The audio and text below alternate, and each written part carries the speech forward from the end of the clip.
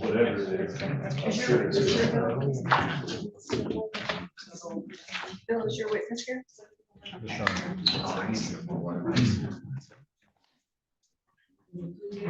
Yeah, I need to get it out of the. I changed the microphone cover. Do we have it in close? Huh? Oh, yeah, there's a whole box here. Are they the right size? Yes, for me they are. Well, Which one is it, Nancy? oh, the one with this.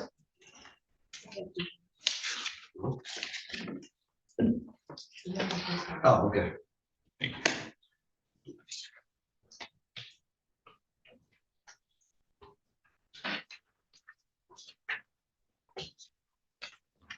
Everyone is back, and I understand the witness is ready. Please bring in the jurors. We're back on the record.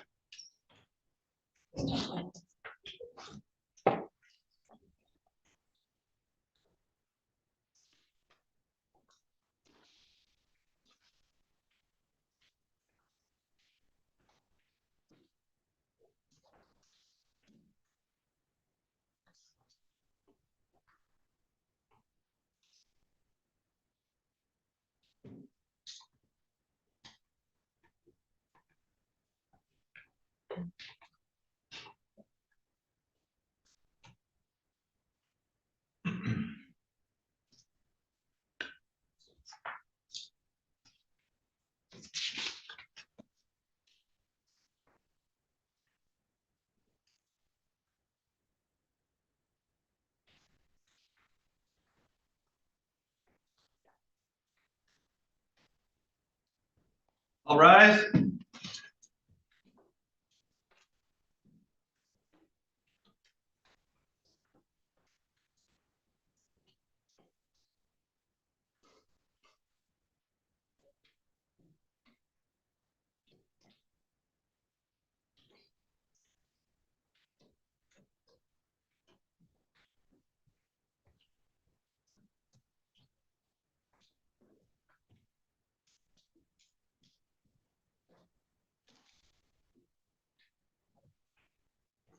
Thank you. You may be seated. Counsel, next witness.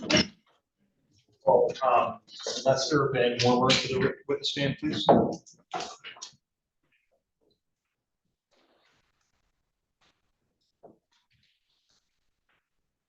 Is Mr. Ring available? No, I just need to switch from picture to.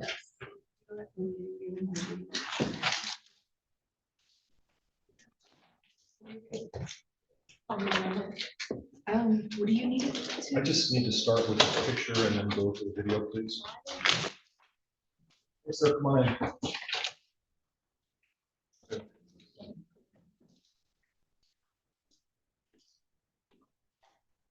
afternoon, sir. Please raise your right hand. Do you swear or affirm the testimony you're about to provide will be the truth, whole truth, and nothing but the truth under penalty of perjury? Thank you. Put your hand down. You are very soft-spoken. I need you to speak up, okay? Yes. All right, very good. Have a seat, please, sir. Thank you. You're good. Have a seat. Pull the chair right up to the microphone. Feel free to adjust the microphone. It's bendable. When you are comfortable, please state and spell your name for the record. Lester Van Warmer, LESTRVANWORMER. I need you to let counsel finish their questions before you jump in and answer, so we only have one person talking at a time. Please use words that can be found in a dictionary. If you forget, you say or not. We will remind you if there's an objection. Please do not answer the question until I have made a ruling as to whether or not you can. Do you understand? Yes. And if you need a break, let me know. You may proceed when you're ready. Great, good afternoon, sir, and thank you for being here. We'll be very quick, okay? Thank you. All right, sir, can you tell the jury, please, where are you employed?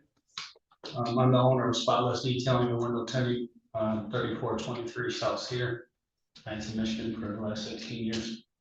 All right, you answered all my questions. So you've been the owner of Spotless Detailing for 16 years, is that correct? Mm-hmm. And where is that located, please? Cedar Homes. All right. Can you describe to the jury, please, what type of services do you offer at Spotless Detailing? Detailing and window tinting, ceramic coating. When you describe detailing, what does it mean to detail an automobile, please? Interior shampooing, exterior buffing, motor degreasing, whole 9 yards, anything you want done to your car. How many employees do you maintain at Spotless Detailing? All my guys there are 1099, so technically done. All right. All right, so I want to take you back to the time of January 2021. Were you the owner of Spotless Detailing at that time, sir? Yes. All right. If a person wants to get their car detailed at Spotless Detailing back in January of 2021, can they just stop in, or do you have to make an appointment for detailing? It's a spot point. When a person makes an appointment, how do they go about making an appointment for a car They'll detailing? call the office, talk to the secretary, arrange to drop it off in the morning. We will call you after the services are done and come back and pick up the vehicle. Appointments are set by phone, sir? Yeah. Are they set any other way, like online or otherwise? No.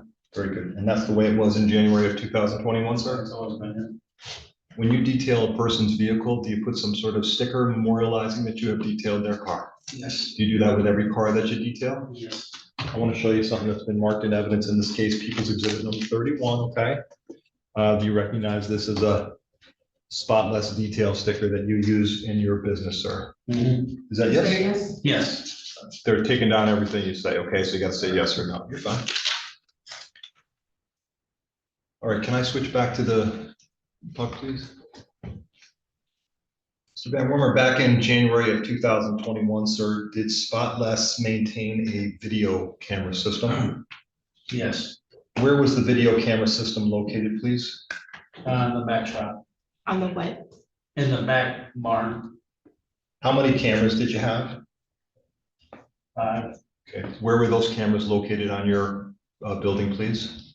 One at Cedar Street, one in the front shop, one in the back shop, one on the other side of the pole barn, pretty much every angle that I can. One in the Okay. lobby.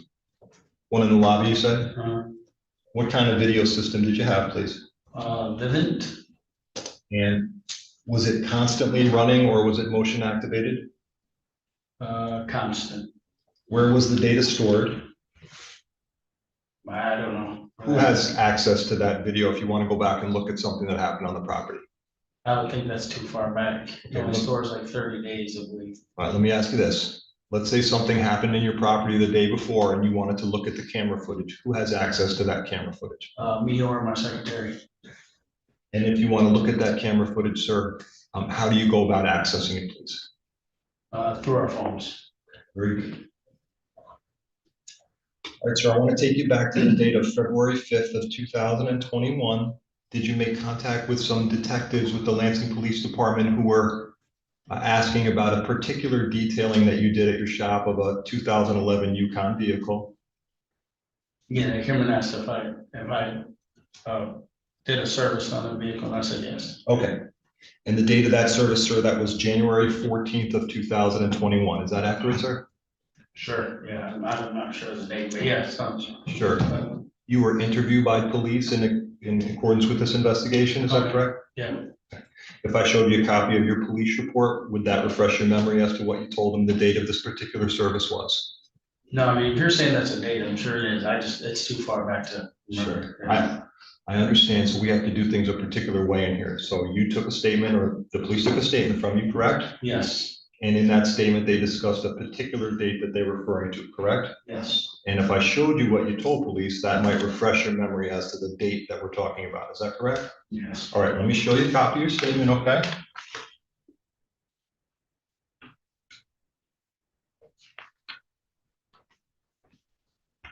Show you a copy of the statement, and I blocked a certain area just to make it easier for you, okay? Just refer to that time frame, read it to yourself, and tell me when you've read that, please.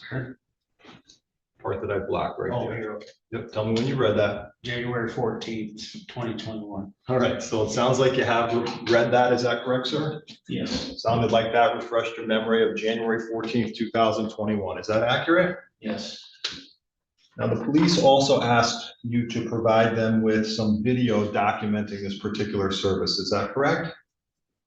yes. All right, now I'm showing you something that's been admitted into evidence in this case. and identified as video from your shop. Do you recognize this as your shop, sir? Yes, What part of your shop are we looking at? the back barn. All right, so we're gonna go ahead and just play this particular footage.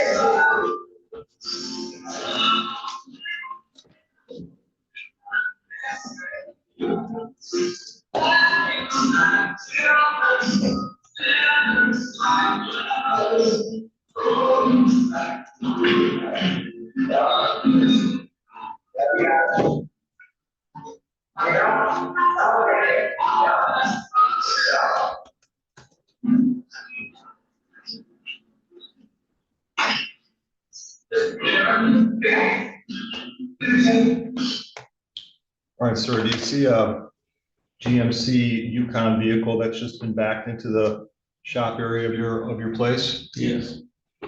Tell us what happens inside of that shop area. Is that where the detailing goes on? Yes. If a person requests a full detailing to be done on their car, tell us what all that consists of, how you go about doing that process, please. Basically start with the outside, start with a wash, clay bar. So we'll jump inside, start the interior with shampooing the carpets, cleaning the plastics, the windows, the headliners. And then after that, we'll come back outside and polish the exterior. All right, very good. Keep playing. All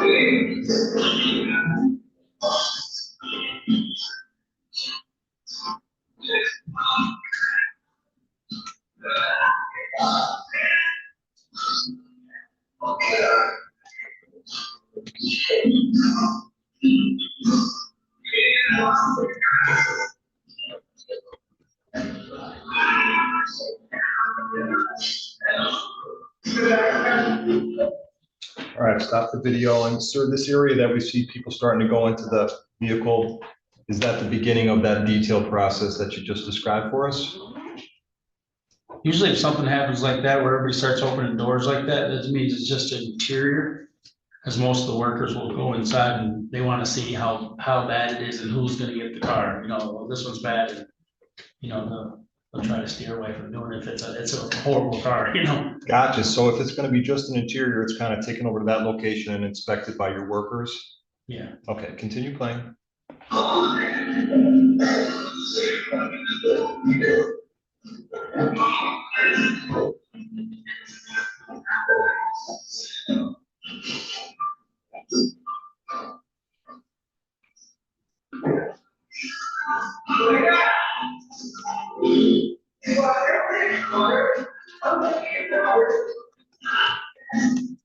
All right, what do we see going on in the detailing process right here where I stopped the vehicle, where I stopped the video, sir?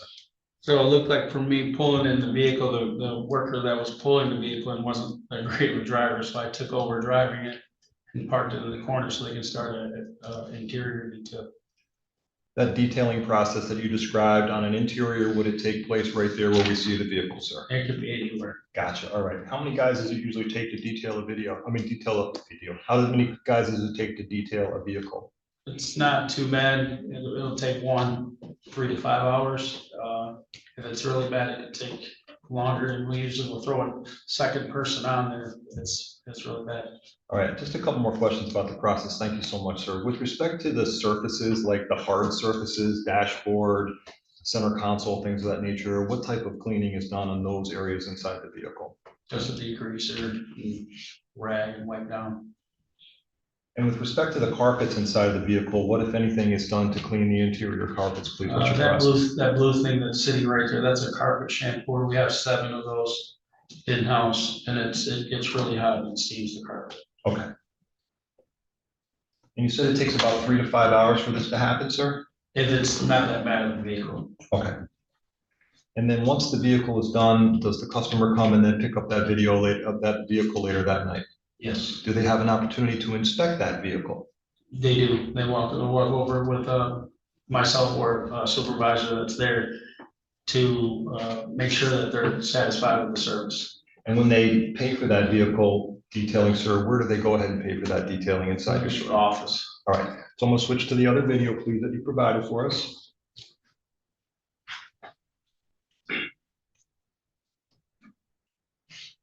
All right, where are we looking at, please, geographically at your store, sir? And that's the front, facing Cedar Street. All right, and we see that same gold vehicle that was detailed to the far right top of the frame. Do you see that, sir? And it must be around 6 o'clock or after, because it looks like everybody's getting ready to leave. What are your store hours, please, at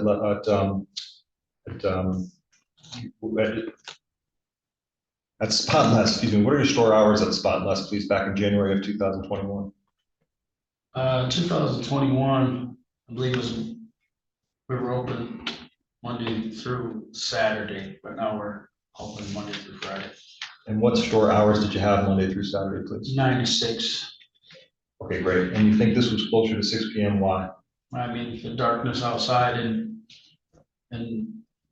I believe that was a supervisor's vehicle right there that's probably getting ready to leave. Is it common for you and your team to leave cars that have been finished detailing, leave them outside pending the customer coming to pick them up? If it's paid for and they request it, yeah. All right, continue playing, please.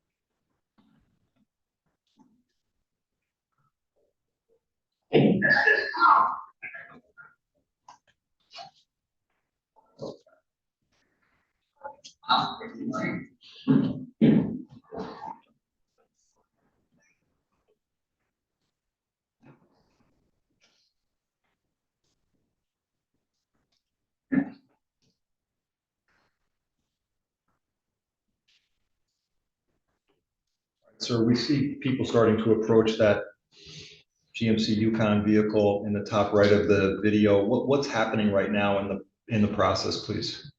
Usually the customer comes and inspects the job and, you know, they're gonna be determine whether they're satisfied with the service or not. Basically, we do that so that way if there's an unhappy customer that we handle it then and there rather than, you know, have people go online and say they didn't get a good job. Sounds like a plan. All right, continue playing.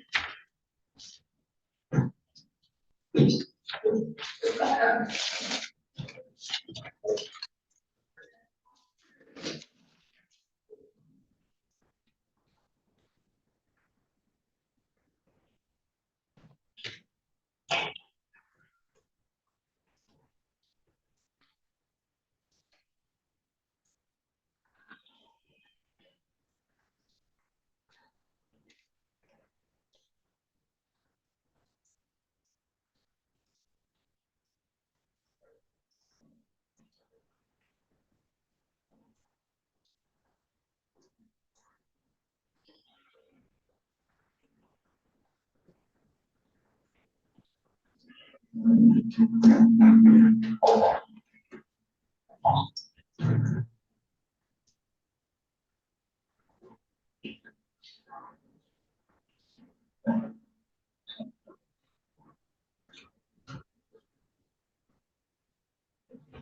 name is Patty. Why?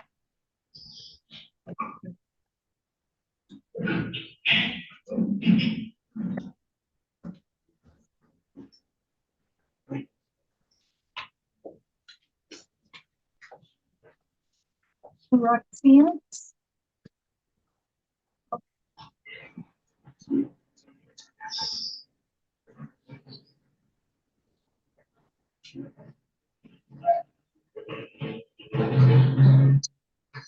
see the schedule for.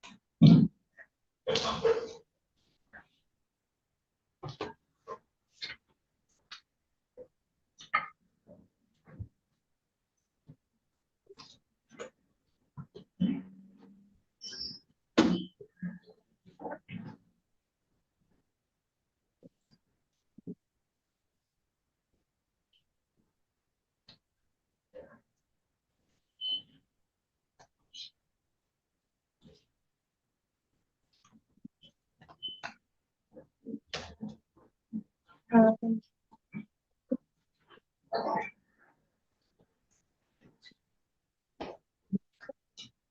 so we'll be here Wednesday.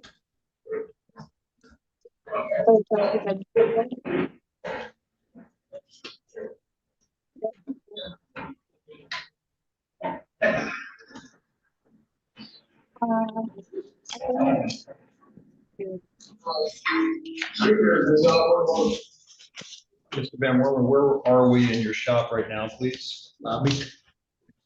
Continue playing, please. Okay, thank you. All right, now, sir, the gentleman that we see coming in to pay for that detailing, is that a person that you had ever met prior to that date? I don't think so. Okay, do you know that person who he was? I know a lot of people, but I know a lot of people by their faces, really, but I don't know people's names, and, you know, seeing so many people all the time, so, Do you know if you had ever worked with this individual prior to that date, sir? no. Okay. And do you know what his name is as you testify here today, sir? No. All right. Do you remember this specific detail that you did on this car? I know it's been 5 years. Do you remember the specific detail that you did on this car? I don't, it's too far to remember. All right. Do you remember anything about what the condition was of the interior of the vehicle when you made contact with it? He did say that, he took it to a shop and that he just wasn't satisfied, which that's not really nothing out of the ordinary. I see that time and time and time again. People go to this guy that wants to do a detail for $50 or something, and they're not satisfied, and they end up bringing it to me. I've been the longest, so I looked at it, it looked pretty decent, but I can't tell him, hey, it looks good. You sure you want to pay again? You know, so he said that he wasn't satisfied with it, so I said, I'll detail it again. So let me unpack that a little bit. Thank you, sir, for all that information. So this individual that you worked with on this Yukon vehicle, he told you So that, this person that you work with sorry, on this Yukon vehicle, this individual that you worked with on this Yukon vehicle, he advised you that the car had been previously detailed. Is that correct? I believe that's what I started, yeah. He said he was unsatisfied with what had happened to the car. Is that correct? Yeah, the servers. The service, and he wanted it redetailed. Is that correct? Correct. Which you did not find out of the ordinary. No, You did look inside the car, correct. and you told us that you thought the car looked pretty clean inside, but you're still gonna take the business, right? I mean, it happens a lot, because I can't say that he's not a very, you know, picky person or very anal on how well he wants his car cleaned, and the next person might be okay with just the random guy doing All right. What, if anything, did this individual tell you about some bleach spots that were observed inside the vehicle when he brought it into you, if you recall, please? it. I don't recall that. All right, if I showed you a copy of your police report, sir, you think that would refresh your memory as to what you told the police? Sure. All right.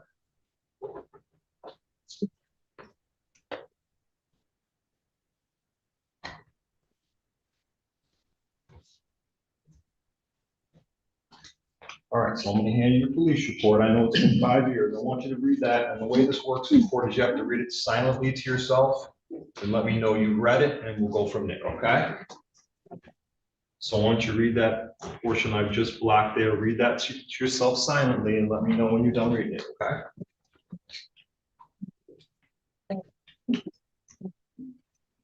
Okay.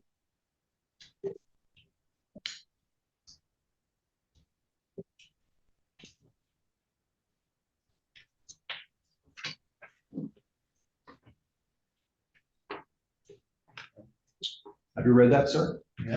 Okay, does that refresh your memory as to what you told the police about what this individual's concern was regarding the inside condition of his car?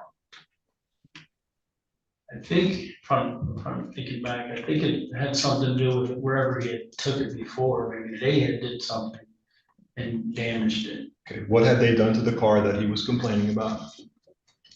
Maybe they spilled some bleach or something and he wanted to know if I could fix it, maybe. I don't know. What area was the bleach used inside of the car that things caused damage? Passenger side.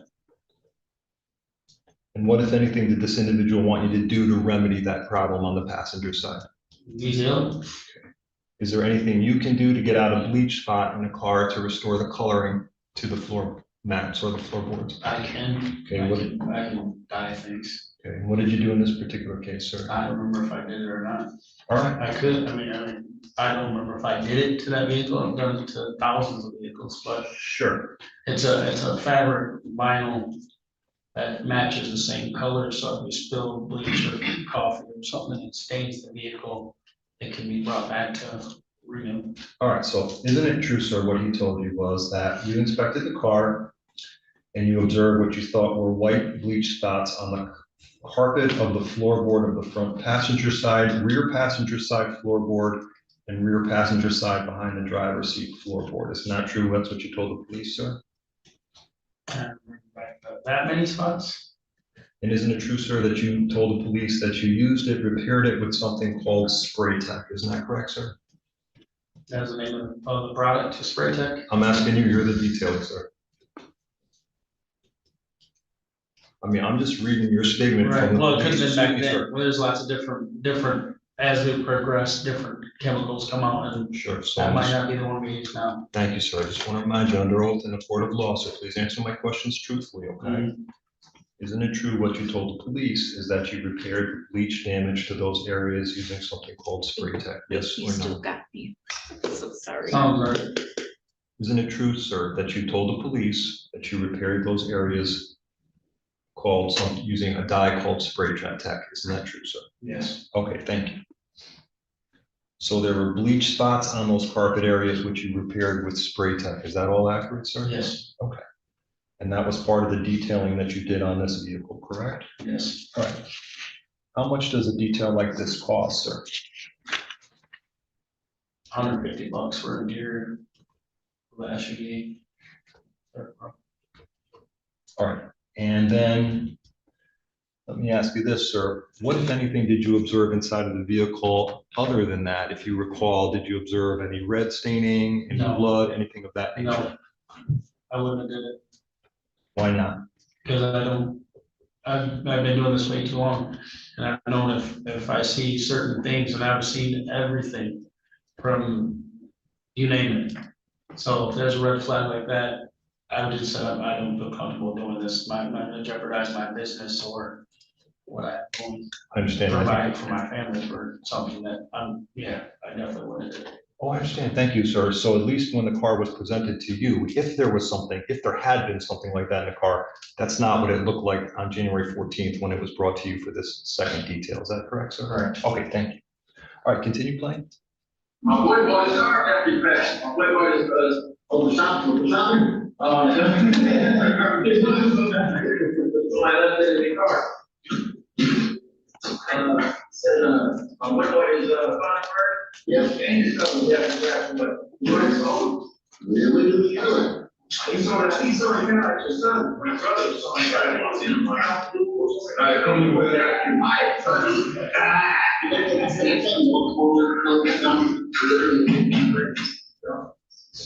My boy's gonna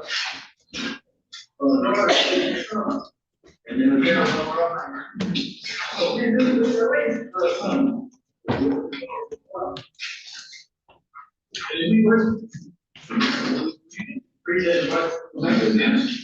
You're not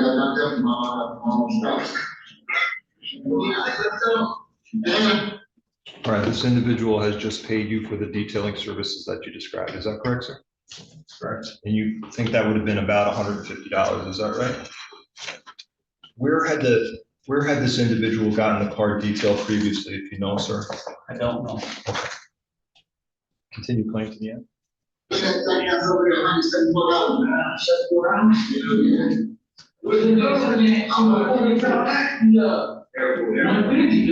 on 2 roads, right on all 3 of them. Yeah, but I'm on the street, right? So they go backwards, that was go around street. Yeah, I'm sorry. Once in a while. You put that on tire sound on my shit. I know every time. You didn't get it with your eye. You would have been crying. I appreciate it. All right, this individual, as he's leaving, says something about a product called Tire Shine. What's Tire Shine? You see a lot of like backyard detail shops that instead of like really cleaning, they'll just put tire shine or something on the plastic surfaces. And what happens, it ends up getting on their hands and people, that's why you made a joke about it, because some of these little shops, they just shine everything. And then when you touch your eye or whatever, it's in your eye now. And that's why he said that, and they kind of laughed about it because it's just an inside joke with the detail shops. So. Gotcha. So the car had previously been detailed, and during that process, a product may have been applied called Tire Shine to the car. Is that Well, correct? he was saying that if you would have went down to another shop down the street, you would have just got tire shine all over everything. All right. This individual did not complain to you, though, about the presence of Tire Shine in the car when you brought it We in. don't use tire shine on. Okay, but he didn't bring it in and say, someone had put Tire Shine inside the car. He didn't complain about that, right? No. Okay. All right, Mr. Van Wormer, thank you so much. Appreciate it. Cross.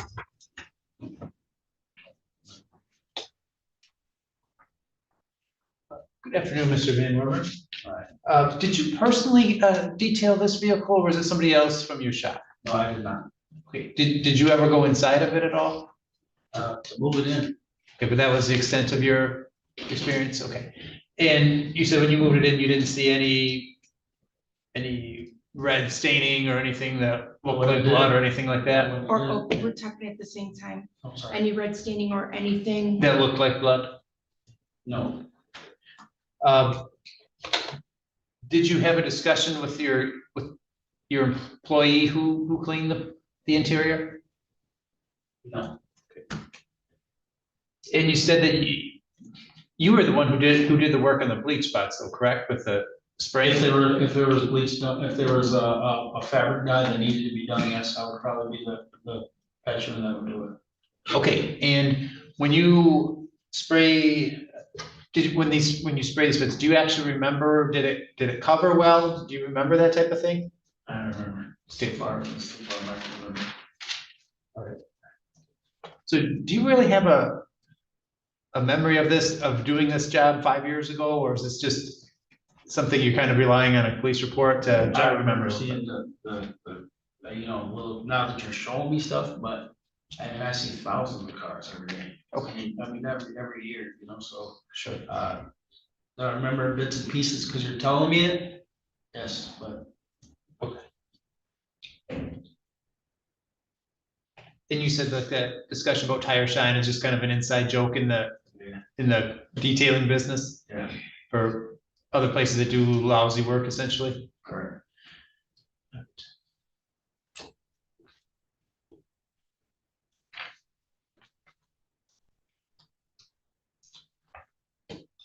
And you're not aware of what other shop you would have gone to? I wouldn't care. You wouldn't care, okay. No further questions at this time, thank you. Been there 17 years, sir? 16. 16. How many times have you been interviewed by detectives about work that you've done inside of your store, sir? Maybe once or twice. Okay. How many times have you actually provided video to detectives about something that happened in your store?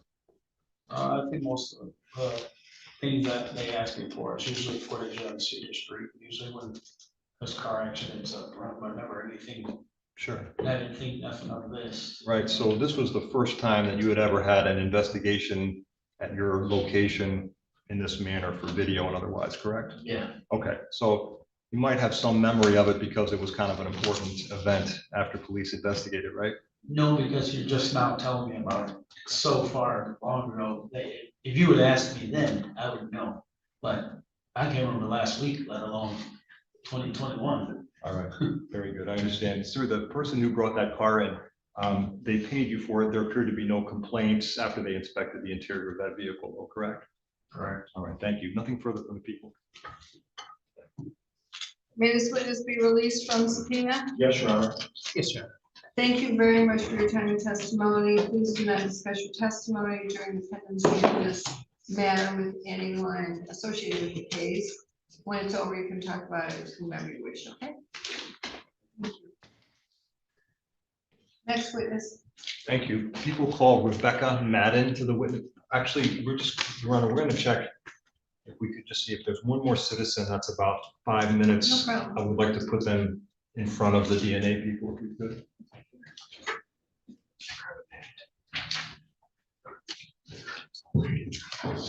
Thank you.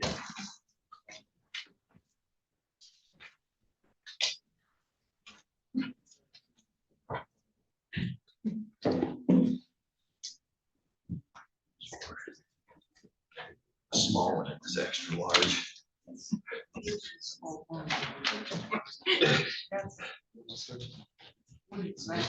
I think they put that's definitely not extra large. No.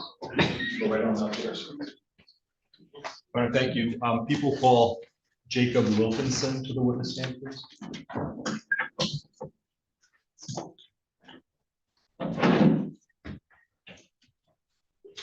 Please raise your right hand. Do you swear or affirm the testimony you're about to provide will be the truth, whole truth, and nothing but the truth under penalty of perjury? Yes, ma'am. Thank you. Put your hand down here.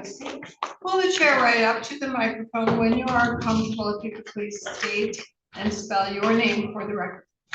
Jacob Wilkinson, Jacob Wilkin.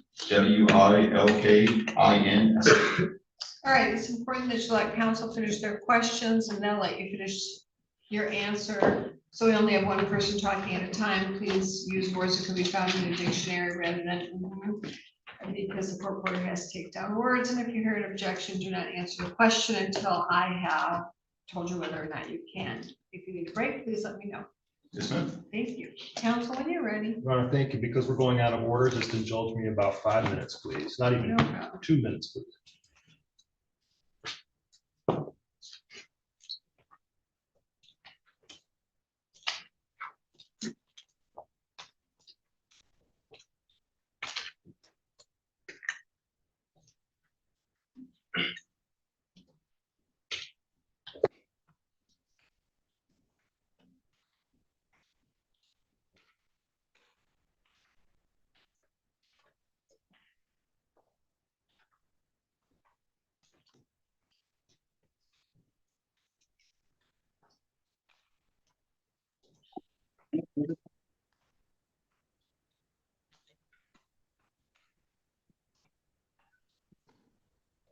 I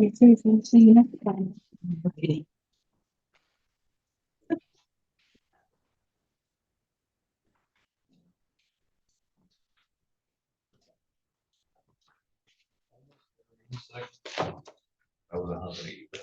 With that, I said I wasn't huffing at you, Bill. oh no, I wasn't talking to you, bro.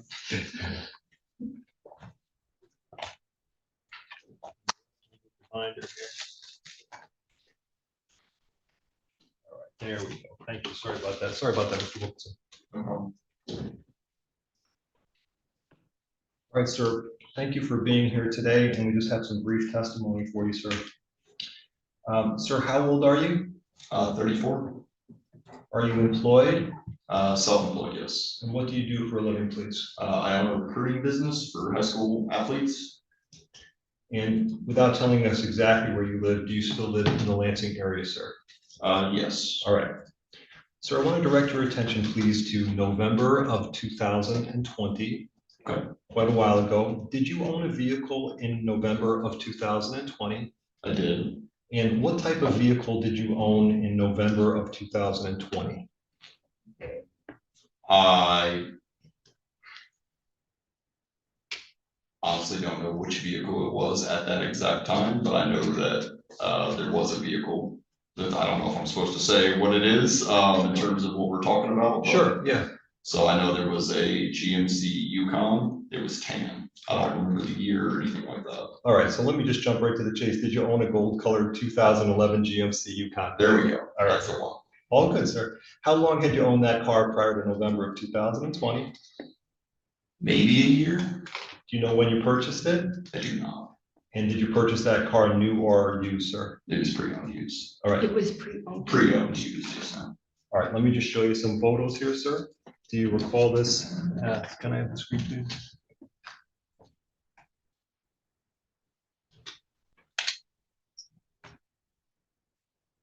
All right, do you recall this as resembling that 2011 Yukon that you owned in November of 2020, sir?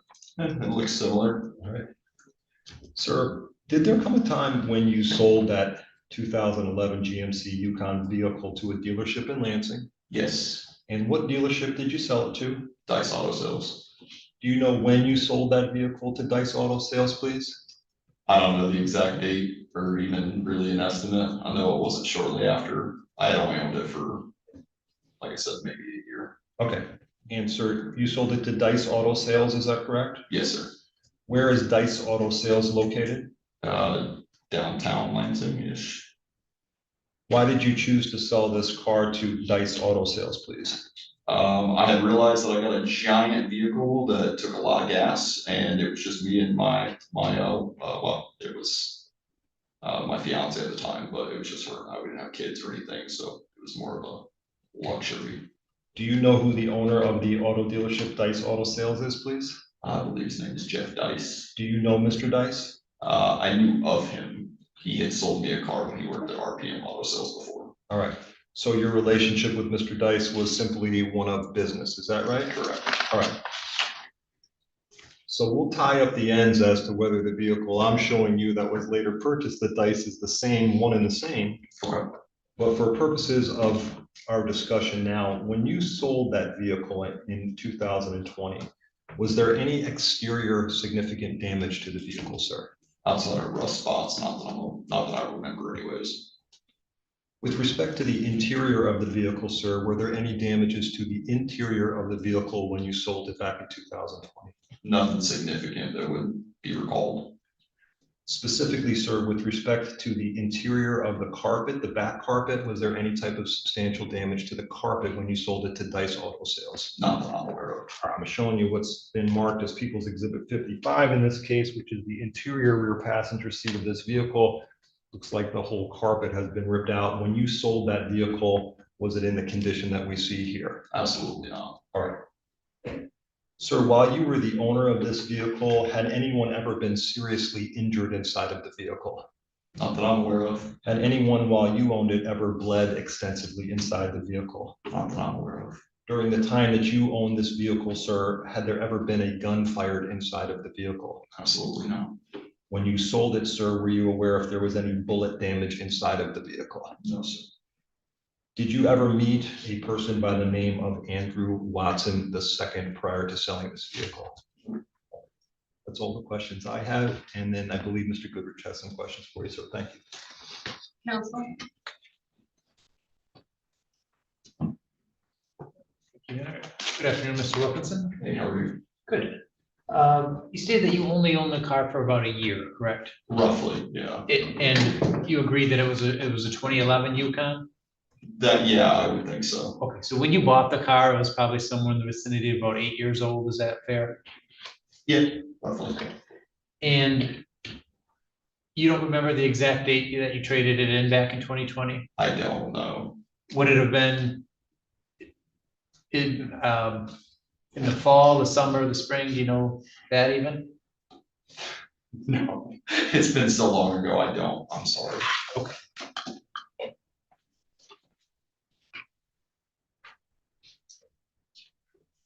And is it, you indicated there were a few rust spots on the outside of the vehicle, but you don't recall any major damage to the interior, is that? Correct, yeah. Did you ever inspect it closely or? I mean, when I first got it, I probably did a walk around with it like people typically do. You know, shortly before I traded it in, me and the guys went on a bachelor party trip to Grand Rapids in it. So there was like 4 or 5 of us in the vehicle, but nothing that I am aware of that would have been significant damage to it in terms of interior or exterior. Okay, and the reason that you ended up trading it is because you just wanted a smaller vehicle, is that? Yes, sir. At least some slightly smaller. All right, thank you. No further questions, Your Honor. Redirect. Thank you, sir. Just to clear up, I know this is all 5 years ago. Were you interviewed by a detective, Detective Kasha Osborne, in connection with the case we're here on today about this specific vehicle? She had made a phone call to me and we spoke over the phone briefly. Very good. And did you provide Detective Osborne with some information about your 2011 GMC Yukon? I believe so, yes. And as part of the information you provided her, did you tell her when exactly it was that you would have sold that vehicle? I feel like I might have, because I feel like I remember having the paperwork at the time and was able to find it, but I'm not 100%. Gotcha. So if I showed you a copy of your police statement that you gave to Detective Osborne, do you think that might refresh your memory now Sure. 5 years later, sir? Okay. Sure. I'm gonna take you right here. This is page 29 of 43, Mr. Goodrich. And I'm gonna have you read this paragraph that starts with the words Jacob Wilkinson. Just read it silently to yourself and tell me when you're done, please.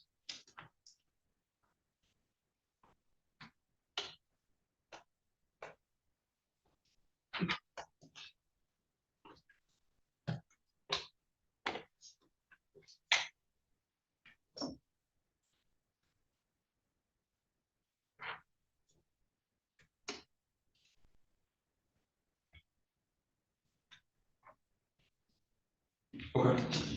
Sir, after reading that statement that you made to police, does that refresh your memory, sir, as to when you sold your 2011 GMC Yukon to Dice Auto Sales in Lansing? Yes. When was that, sir? November of 2020. Okay. Great. And I asked you if you knew a person by the name of Andrew Watson II. Let me ask you two more people. Have you ever met anybody by the name of Philomena James? No. Have you ever met anybody by the name of Willie James Jr., sir? No. Okay. We're all done. Thank you so much. May this witness be released from subpoena? Yes, Your Honor. Yes, sir. Thank you very much, sir. You are released from subpoena. Please do not discuss your testimony with any witness during the course of this matter. After the trial is over, you may discuss it whenever you wish. Sure. Thank you. Next witness. Thank you, Your Honor. Now the people call Rebecca Madden from the Michigan State Police.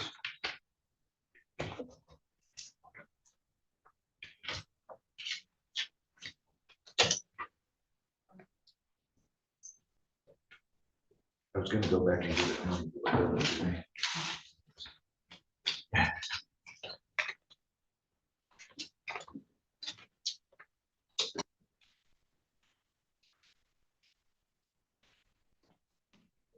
Bill, do we need Elmo or video first? We will need Elmo throughout, please. Thank you.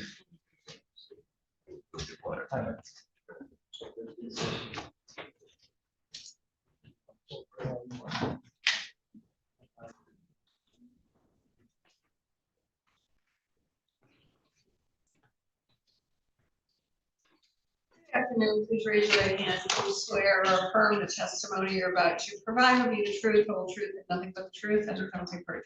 Thank you. Put your hand down and see. A minute to get comfortable. When you are ready. Put the chair right up to the microphone. Feel free to adjust it and then state and spell your name for the record. My name is Rebecca Madden, Madden.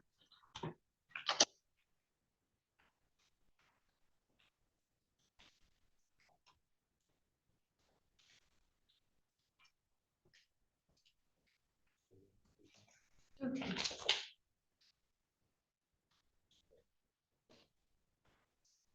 Sounds to me like you might be there for a while. If you need a break, let me know. I know you've testified before, but you know the rules, but using words and all of that, yes, I will go over it with you. Thank you.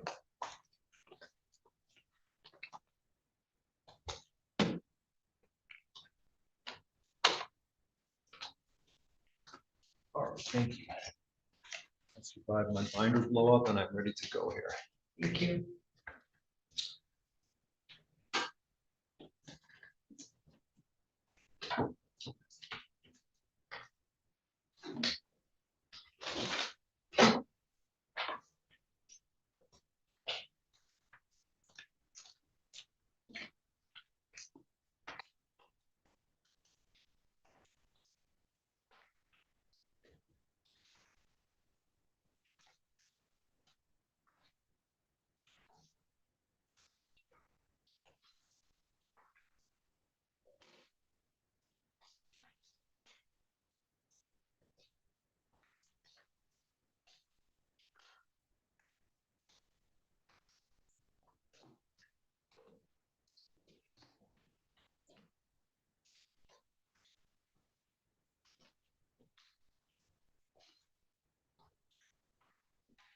All right, good afternoon, Ms. Madden. Can you tell the jury, please, where are you employed? I am employed at the Lansing, Michigan State Police Forensic Laboratory. In what capacity are you currently employed by the Michigan State Police Forensic Laboratory? I'm a forensic scientist in the DNA unit. How long have you been a forensic scientist with the Michigan State Police? I have been in the DNA unit for almost 10 years, and about 8 of those have been as a scientist. And how long have you been so assigned at the Lansing lab within the Michigan State Police? I've been in the Lansing lab for approximately 10 years. And am I correct in assuming that you have been a forensic scientist in total for 10 years, or was there additional time that you were working? I was a forensic scientist for approximately the last 8 years. The first 2 years I was in the unit, I was a forensic technician. Very good. All right, can you tell the jury, please, what is a forensic technician where you started out with the Michigan State Police?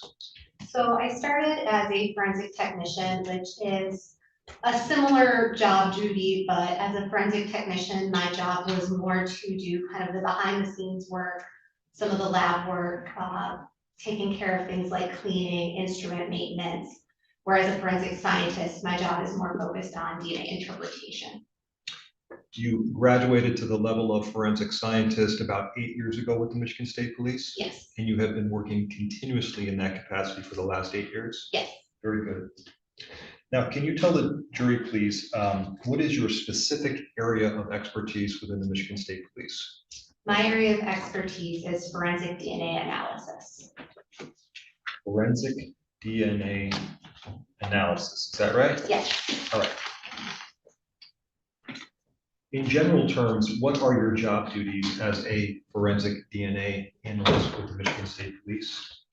So in the DNA unit, we deal with biological evidence, so developing DNA profiles from biological evidence and interpreting those DNA profiles.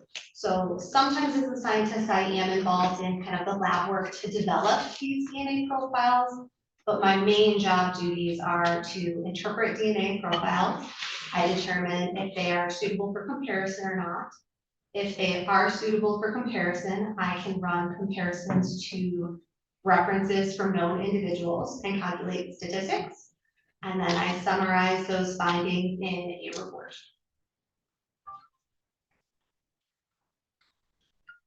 All phones must be off. Ms. Madden, please describe for the jury, what is your educational background? I have a bachelor's degree in forensic biology from Ohio Northern University, and I also have a master's degree from Michigan State in forensic science, concentrated in forensic DNA. As a forensic scientist with the Michigan State Police, are you required to complete certain formal educational coursework prior to being a DNA analyst with the Michigan State Police? Prior to being hired or prior to doing job duties, I'm sorry. Prior to being hired, do you have to complete certain coursework that makes you eligible to be a forensic scientist? Yes, in the DNA unit, we're required to have a bachelor's degree in a natural science. And we're also specifically required to have classes in statistics, molecular biology, genetics, and biochemistry. In addition to your undergraduate training, is there any additional training that you as a forensic scientist go through with the Michigan State Police to maintain your certification as a forensic scientist? Yes, when I was hired as a forensic scientist, I had to go through an internal training program. That training program involves a series of modules meant to cover kind of every aspect of the job so that I know all of my job duties. Every module involves things like required reading, so reading textbooks, procedure manuals, research articles so that I have a strong background knowledge on what I'm doing. It also involves a series of observations, so watching other forensic scientists do their jobs. It involves a series of practice samples, so samples meant to mimic casework. And then it also involves a series of competency tests, so written tests, practical tests, oral tests. So I have to do all of that training prior to being able to do my job as a forensic scientist. And then after having completed the training program, I also have to complete a minimum of 8 hours of continuing education every single year. All of those requirements that you just described, have you completed those each year in your duties as a forensic scientist with the Michigan State Police? Yes. And lastly, is there any formal testing or certification that you have to keep updated with the Michigan State Police to continue your employment? In the DNA unit, we take 2 proficiency tests every year to show that we're maintaining that. Ms. Madden, have you ever been declared an expert in any court in the state of Michigan in the area of forensic comparative DNA analysis? Yes, I have. How many times have you been so declared an expert in the state of Michigan in that particular specialty field? Approximately 67. Your Honor, at this time, pursuant to MRE 702, and with that foundation, the people would move to qualify this witness, Rebecca Madden. She is an expert in the field of forensic DNA analysis. Any objection or voir dire? Without objection. She is so qualified. So I'm going to try, if I can, to make a very dry, difficult topic as exciting as possible, all right? Maybe you can help me in that endeavor here, okay? So I want you to describe in the most exciting way possible to the jury, what is DNA? DNA is just the genetic material that's in all of our cells. How do we inherit our DNA?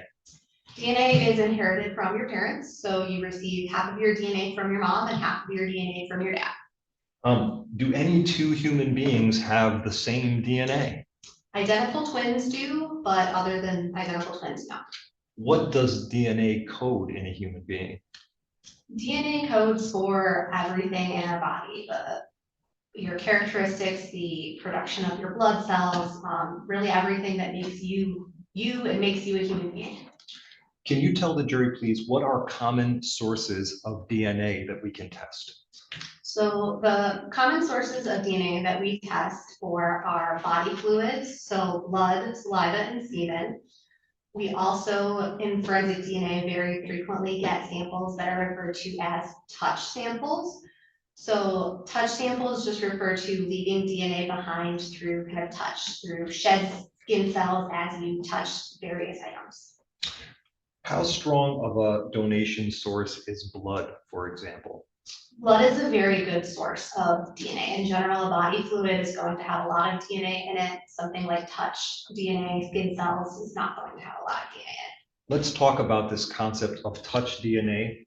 How does touch or contact DNA, how does it transfer from a human being onto another surface? So the concept of touch DNA is just that, your hands, or really any part of your body, generally we're talking about hands, are covered in skin cells.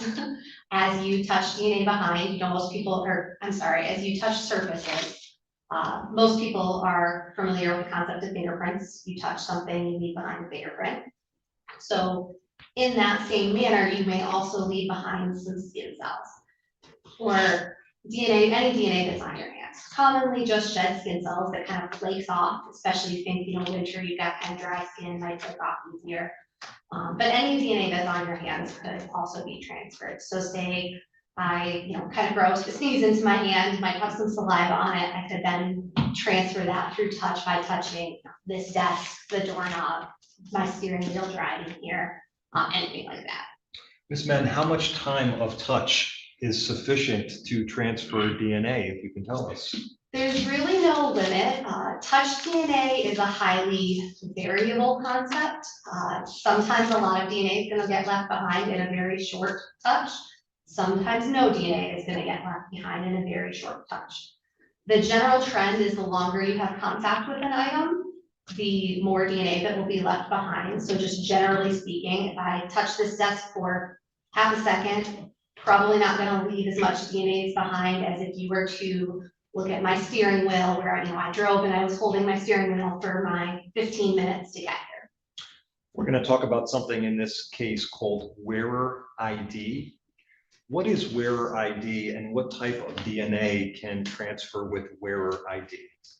Generally, when we're referring to wearer ID, we're referring to DNA from a piece of clothing. So a jacket, a sweatshirt, pair of gloves, anything like that that you would wear on your body. So the purpose of testing something for the purpose of wearer ID is with the intention of determining who was wearing that item of clothing. Most frequently when we're talking about wearer ID, we're talking about skin cells, touch DNA. So think, if you were to swab my jacket collar here that's rubbing against my neck as I'm turning my head and moving, you may be able to get my DNA from that. It's not a perfect science. I can never tell for sure just because we swab something with the intention of wearer ID. I can never say that means for sure that person was wearing it. But that's kind of the intention behind it. All right. With touch DNA, does it always transfer DNA? Not necessarily. There's a lot of different factors that can affect the transfer of DNA, and it is possible to touch something without leaving DNA behind. How does the surface affect whether DNA is actually transferred onto an item? So depending on the type of surface that you're touching or handling, more or less DNA may be left behind. In general, if you think of something that's a very smooth surface, that may not be as great of a surface to deposit DNA on versus a very textured surface. So think of something like sandpaper. As you're touching a rough surface, that's going to rub more skin cells off than just a very smooth surface. If DNA is transferred through touch, can that item be washed off the surface? Yes, DNA can easily be removed by washing, either just wiping something down with, a dry cloth, anything like that, or any type of washing with water, bleach, anything like that could remove DNA. If there's not a intervening event like washing, how long can touch DNA stay on a particular physical item? DNA can be stable for an indeterminate amount of time. It can, in theory, be present for many, many years, depending on the circumstances it's kept in. If DNA is on an item that is preserved, this item is not touched, it's not moved, it's kept in kind of a cool, dry area, DNA could remain present for many, many years. Whereas if DNA is in an environment where, think something like left outside in the sun, the rain, snow, anything like that, DNA is not going to be present for nearly as long. All right, so I want to do this like a funnel. We've talked very broadly about what DNA is and how it transfers. I want to talk about now the procedures that are applicable at the Michigan State Police Forensic Crime Lab, okay? Okay. All right. Ms. Madden, tell the jury, is there a procedure for identification in place at the Michigan State Police Crime Lab when items are first brought into the lab for forensic DNA testing? Yes. Can you tell us what that identification process is? So when evidence is submitted to the laboratory, we of course make people submit lots of paperwork with the items. So the paperwork tells us kind of what they're submitting, who is submitting it. So is this the Lansing Police Department, the Flint Police Department, because we work with many different agencies in the state of Michigan. Every case that is submitted to us originally has an investigating agency incident number. So they have a unique case number that they use to define a case.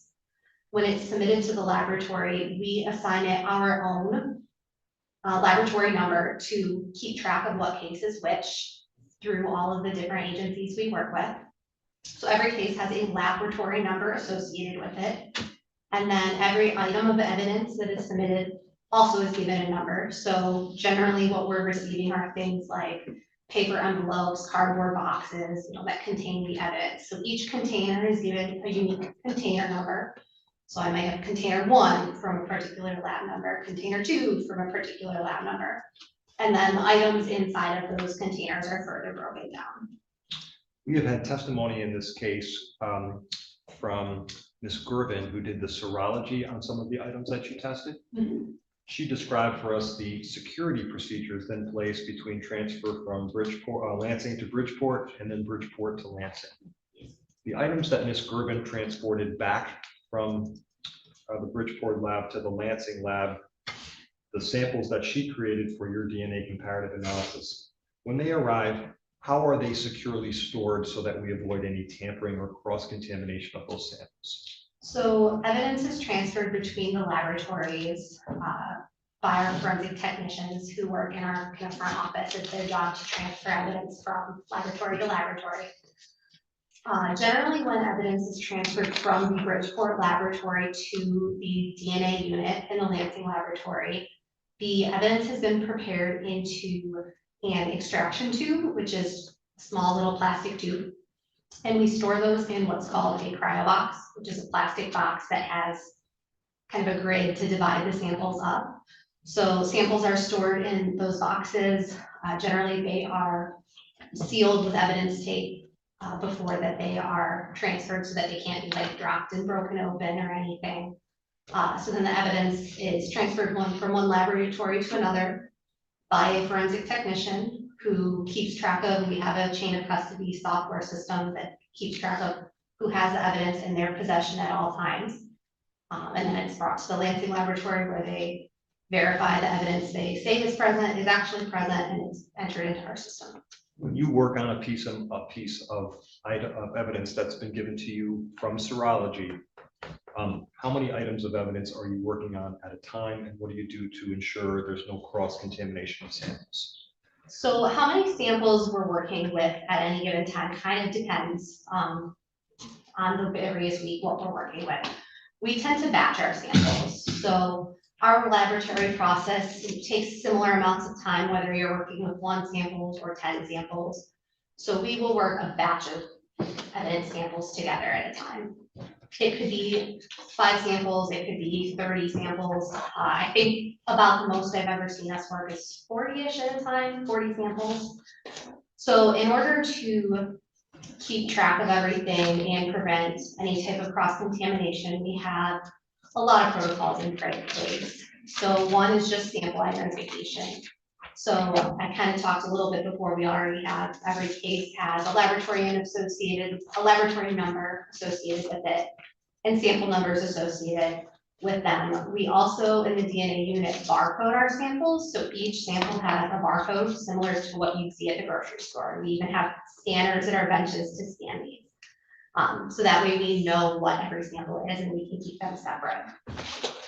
In terms of working with them at the same time in the laboratory, preventing cross-contamination, we have a lot of protocols in place regarding kind of cleanliness, working in the laboratory, cleaning our spaces.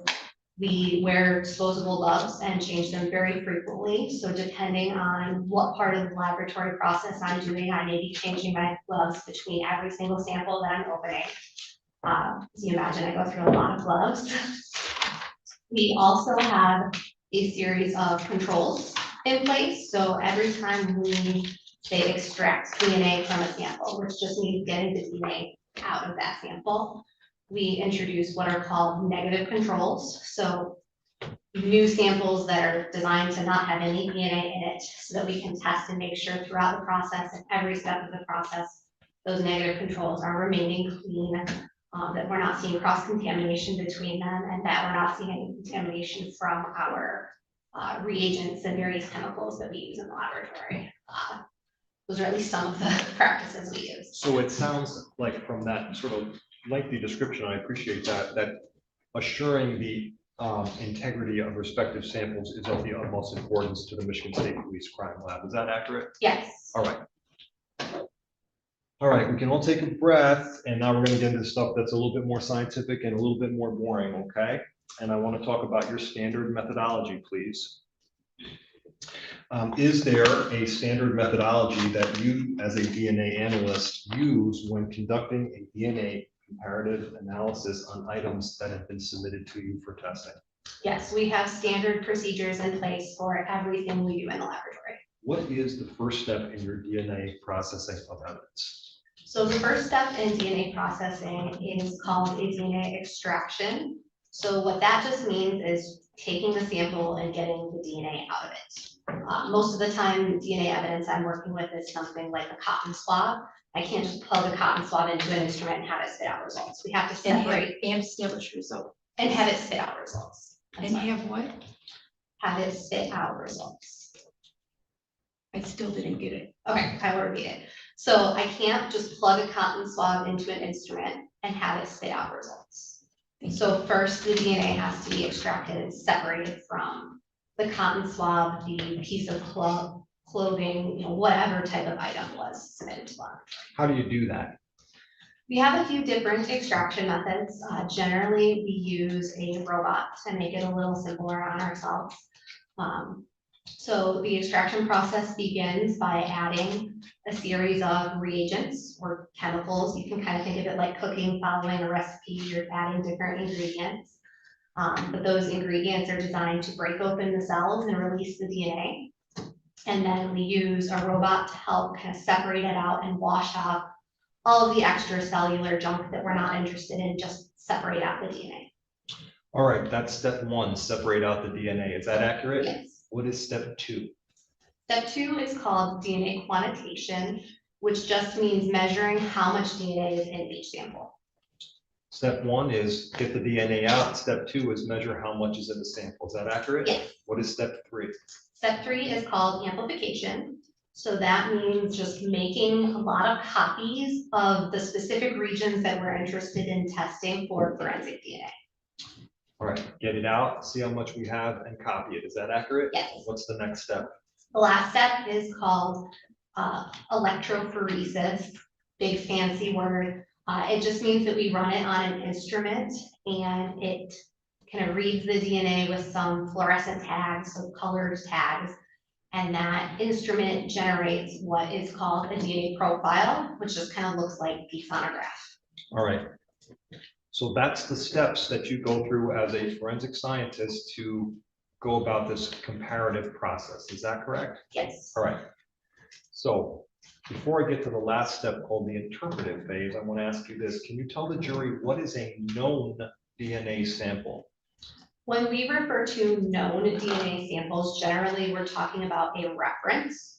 So a reference would be something from a known individual. Most oftentimes that's from a buccal swab, which is just a swab of the inside of someone's cheek. We also may use blood, and in some cases we will use additional items like a toothbrush as an alternate reference if we are not able to actually swab a person. All right. When a DNA profile is developed from a known sample, from a known person, and you are comparing it to DNA profiles developed on an item that's been submitted, what is that process called? So I would say that process kind of has two phases. There's the DNA interpretation where I'm interpreting when I'm interpreting the evidence profile, and then the second step is called a comparison, where I am comparing that known or that evidence to that. All right. So you interpret it and then you compare the two samples together. Is that correct? Yes, assuming the DNA profile is suitable for comparison. All right. And in that way, you can make a conclusion as to whether there may be a match or not. Is that kind of accurate? Yes, when I run a comparison, I calculate statistics to provide kind of weight to support whether a person may or may not be a contributor. All right.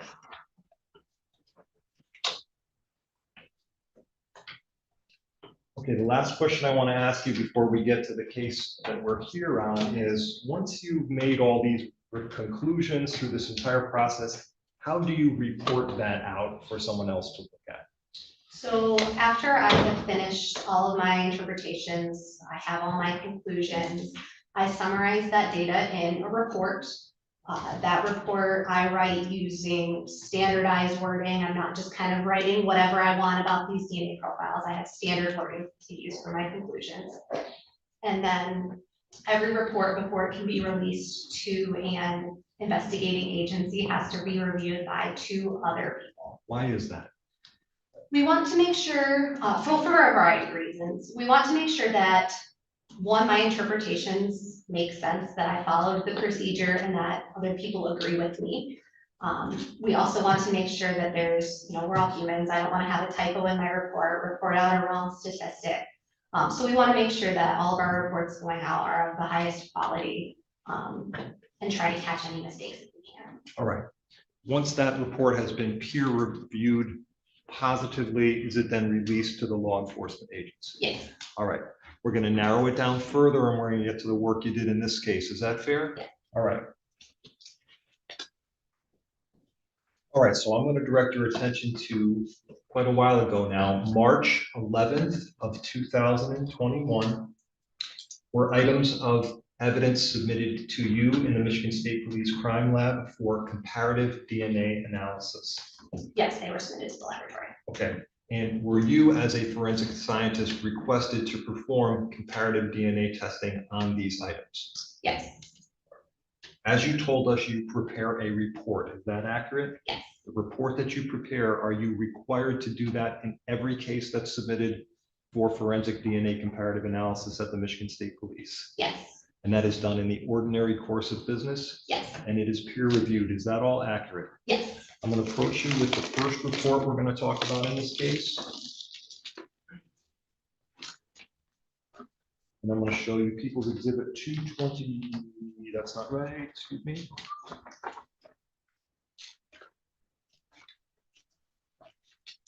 People's 223A.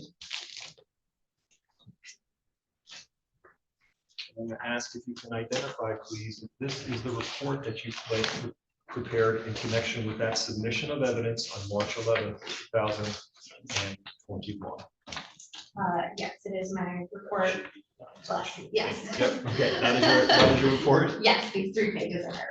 All right, thank you. Your Honor, I'm going to move admission, please, of People's Proposed Exhibit 223A, please. Any objection or voir dire? Without objection. Admitted. All right. So we're going to do our best to make sure the jury understands this. So we're going to go through all of these items, okay? Okay. We talked about known samples, okay? In this first submission, were there any known or alternative known samples that were submitted to you for consideration in this group of evidence? Yes. Can you tell the jury, please, what type of known or alternative known sample was submitted to you? So an alternate known was submitted from Andrew Watson. It was a toothbrush that was submitted for use as his reference. All right, for the jury, that was admitted in this case as People's 202, Andrew Watson's toothbrush. When a toothbrush or swabs from a toothbrush is given to you, do you go through the process of obtaining a profile on that known DNA sample? Yes, Okay, did you do that in this particular case? it was done in this case, yes. I don't know that I did all of the lab work myself, but All right. In addition to the known sample that was submitted to you, was there a swab submitted to you from a rear passenger floor stain? yes,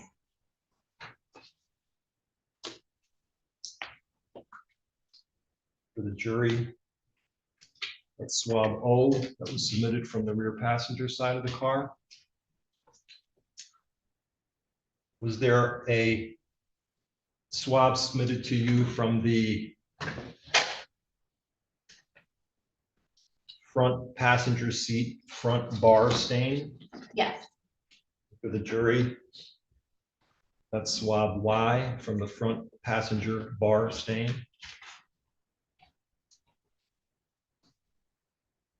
Was there a swab submitted to you from the front passenger door stain? yes, For the jury, that's the swab KK from the front passenger door of the vehicle.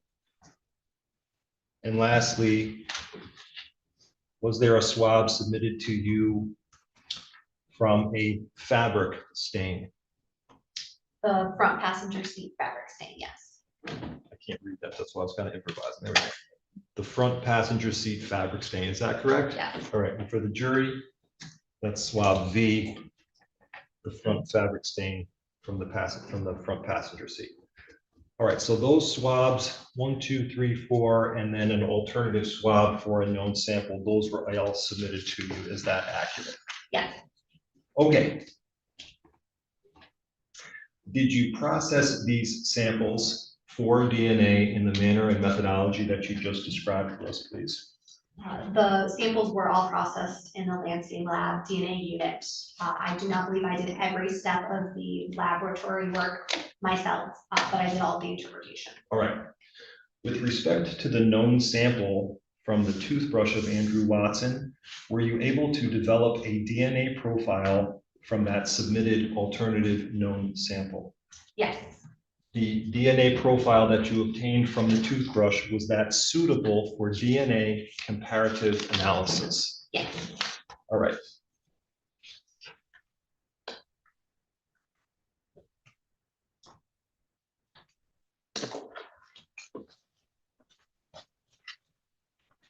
Can you tell us when there's a toothbrush What is the process to get the DNA off the toothbrush?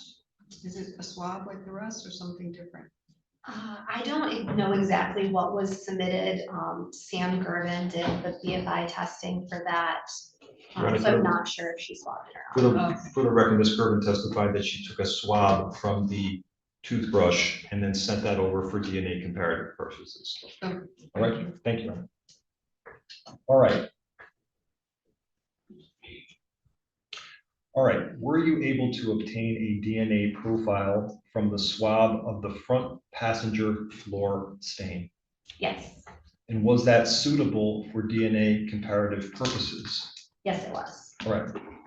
With respect to that particular item, was that a male or female sample? It was a male DNA profile. From how many people was that sample donated? I determined that the DNA profile originated from one individual. And why did you conclude that it was from only one individual? So I am trained to interpret DNA profiles, first for suitability. So is a DNA profile suitable for comparison? If it is suitable for comparison, I would then determine the number of contributors. There are quite a few factors that can play into determining number of contributors, but the simplest way is just by looking at the number of DNA types. So I said earlier, you inherit half your DNA from your mom, half your DNA from your dad. So you have 2 copies of DNA. So at every location in the DNA that I'm looking at, you can have up to 2 types. You could have one DNA type you inherited from your mom and a different DNA type you had inherited from your dad, or you could inherit the same DNA type from both and only have one. So if I only see 1 or 2 DNA types at every location in the DNA profile, that could have originated from just one person. All right, so we're going to digress for a moment and then come back to this stain. Are there circumstances where you are seeing more than one DNA type that is found in a certain sample? Yes, I very frequently interpret DNA mixtures where a DNA profile might be a mixture of 2 people's DNA, 3 people's DNA, 4 people's DNA.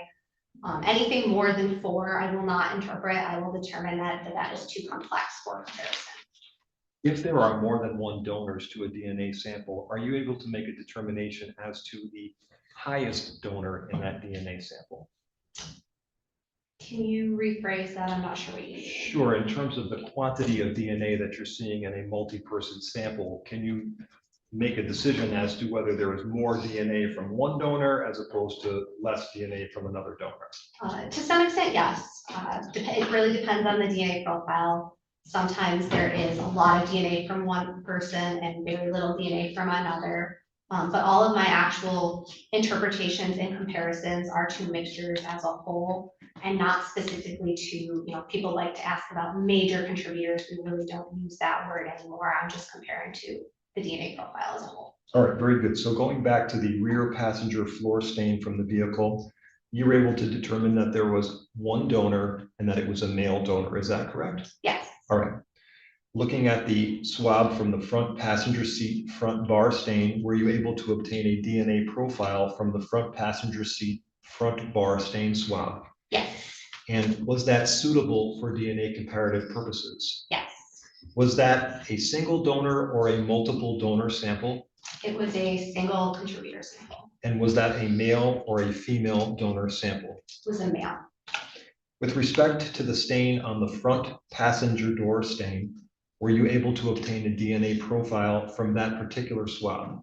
Yes. How many donors were in that stain, please, or in that swab, the front passenger door stain? I interpret it as coming from one contributor. And was that a male or a female donor? Male. And lastly, with respect to the front passenger seat fabric stain, were you able to obtain a DNA profile on that particular stain? Yes. And was that a male or a female donor? It was female. And Or I'm sorry, did I just say female? Yes. It was male, I'm sorry. very good, no problem. Gonna check your report. So that is a male donor sample, correct? Yes. And how many donors were in that sample? 1. All right, very good, thank you. I know it's a lot, so no worries, you're doing great. I want to talk about your report and how they're set up, and then we'll go through your conclusions, okay? Okay. So when the jury sees your report, For comparison, we're gonna see lots of different things here. We're gonna see something called hypothesis, results, and verbal scale. Is that correct? Yes. This is the most complicated science we have, I realize. What do you mean when you talk about a hypothesis? So for some background, the statistic I'm going to be talking about is called a likelihood ratio. So a likelihood ratio is a statistic that provides some support about evidence under two different scenarios or hypotheses. So for forensic DNA analysis, those two hypotheses are generally one, that the person I'm comparing is a contributor to the DNA profile, or two, that the DNA came from some other unrelated person. The DNA did not originate from the person I'm comparing. So the likelihood ratio tells you which of those two scenarios or hypotheses is it more likely. Is the DNA profile more likely if the person I'm comparing is a contributor, or is it more likely that they are not a contributor? So those are the hypotheses. What are the results? The results is a summary of the actual likelihood ratio I calculate. So that's a statistic, a number that provides weight to one of those two hypotheses. And what is the verbal scale portion? The verbal scale is a way we try to kind of help interpret these results for you. So, I look at these numbers every day, but most people don't. So the verbal scale is to try and tell you, is this a really big number? Is this really strong support? Or is maybe this weaker evidence? We have an uninformative value, we have limited support. So the verbal scale kind of converts these numbers into words like strong support, very strong support. All right, I want to show you the last page of your report, please. And I want to show you this chart right here. And we see two sides, likelihood ratio and qualitative equivalent. So what does that mean? So this is the kind of the verbal scale I'm talking about. So it's just how we convert these numbers to words.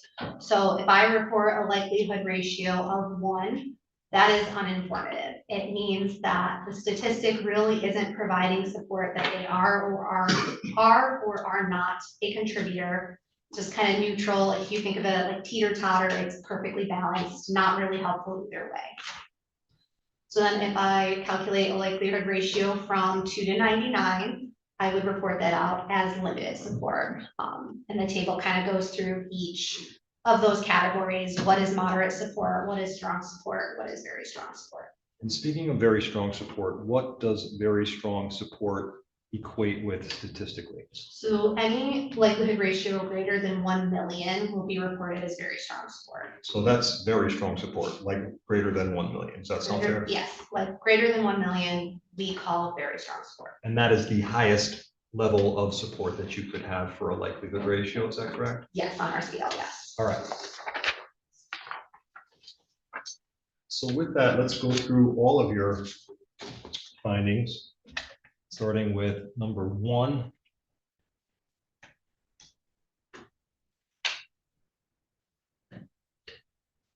And in number 1, you indicate that a DNA profile was obtained from Andrew Watson, alternative known toothbrush that is sufficient for comparison purposes. What does that mean, please? So that means from that toothbrush sample that we're using as an alternate reference for Andrew Watson, the DNA profile was developed, and I can use that to compare two evidence profiles. So if we are comparing the rear passenger stain, the bar stain, all those things, we are comparing it to that known profile that you have developed on Mr. Watson in this report. Is that right? Yes, from his toothbrush. So one to Mr. Watson, the other to Mr. Watson, all that to see if there's a connection statistically. Is that accurate? Yes. Okay.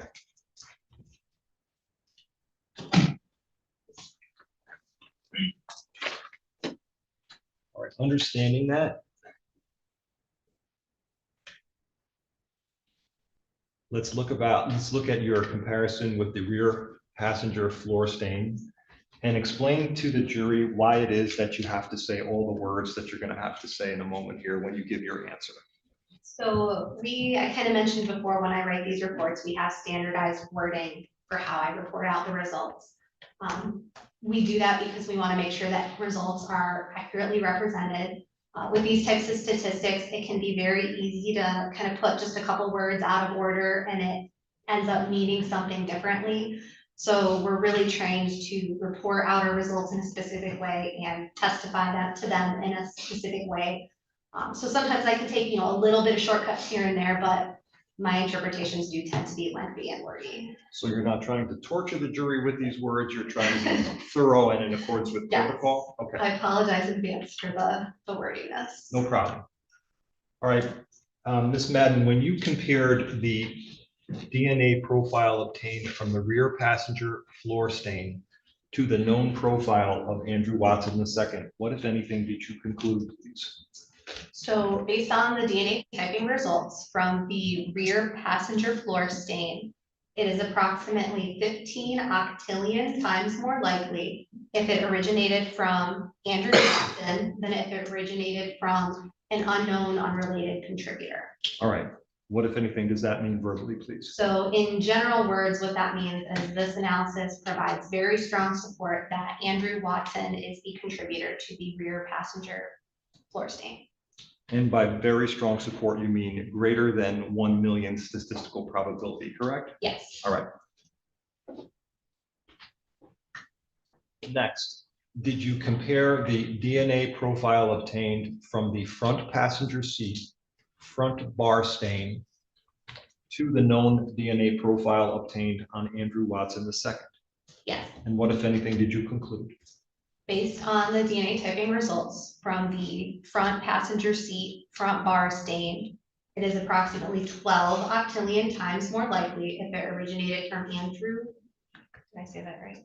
Yes, Andrew Watson, than if it originated from an unrelated unknown contributor. And what verbally does that equate with, please? That is also very strong support that Andrew Watson is a contributor to the front passenger seat, front bar stain. All right, we're looking next at your comparison on the front passenger door stain. Did you compare the DNA profile obtained from the front passenger door stain to the known sample of Andrew Watson II? Yes. And what, if anything, did you conclude, please? Based on the DNA typing results from the front passenger door stain, it is approximately 16 octillion times more likely if it originated from Andrew Watson than if it originated from another unrelated unknown contributor. What is the verbal scale, please? That is very strong support that Andrew Watson is the contributor to the front passenger door stain. Moving on to your next comparison, please. Did you compare the DNA profile that you obtained from the front passenger seat fabric stain to the known DNA profile of Andrew Watson? Yes.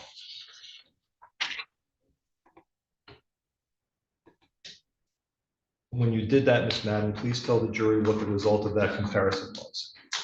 Based on the DNA typing results from the front passenger seat fabric stain, it is approximately 13 octillion times more likely if it originated from Andrew Watson than if it originated from an unrelated unknown contributor, which is very strong support that Andrew Watson is the contributor to the front passenger seat fabric stain. Ultimately, with all of the items that you compared in this particular submission, swabs from the front passenger seat, swabs from the door, swabs from the front bar stain and the seat fabric stain, all of those, when compared to Mr. Watson's DNA, showed that there was very strong support that he was the sole donor of those samples. Is that correct? Yes. Okay. And as we look at your verbal scale in the report, that is 1 million times or greater, equating with very strong support. Is that accurate? Yes, a likelihood ratio greater than 1 million is very strong support. All right, thank you. Can we approach, please, Your Honor?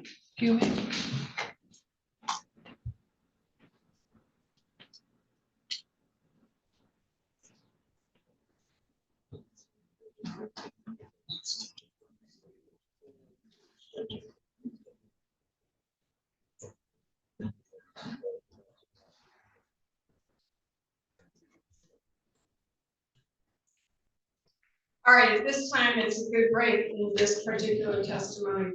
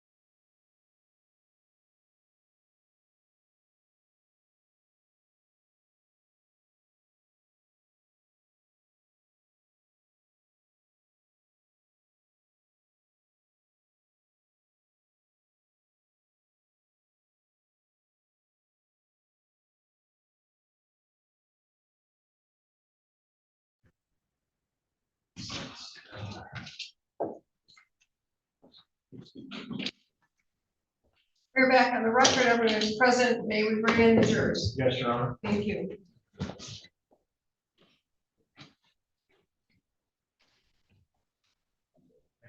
That was the book. Break the book again.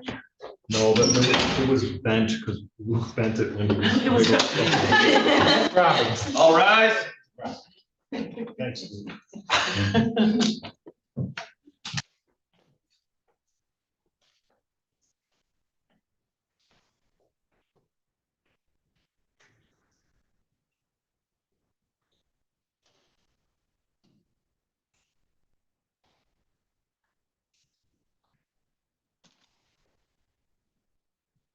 Thank you. You may be seated. Counsel, when you're ready, we proceed. Thank you, Your Honor. All right, Ms. Madden, I want to direct your attention now, please, to that April, so April 2nd of 2021, about a month after the initial submission, okay? Okay. Were additional items submitted to the Michigan State Police for DNA comparative testing on this case? Yes. Can you describe for the jury, please, what were the additional items that were submitted to you for DNA comparative testing, please? I received 4 samples from a pair of gloves, as well as 2 additional reference samples, known reference samples. All right, the comparative testing that you were requested to do during this submission, was it only involving those newly submitted items, or was it requested that you compare to previously analyzed items as well? So it is our policy that anytime we have DNA profiles suitable for comparison, we compare them to all of the known references for the case. So because new references were submitted, I did have to pull in those DNA profiles from my first report that we already talked about. Did you prepare a report with regards to your conclusions for your DNA comparison testing in the submitted batch of items? Yes, I did. Did you do that in the ordinary course of business in the manner that you described for us? Yes. I want to approach and hand you what's been marked into evidence as People's Proposed Exhibit 226A, please. Ask if you can identify if this is the report that you prepared pursuant to that April 2nd, 2021 submission of items.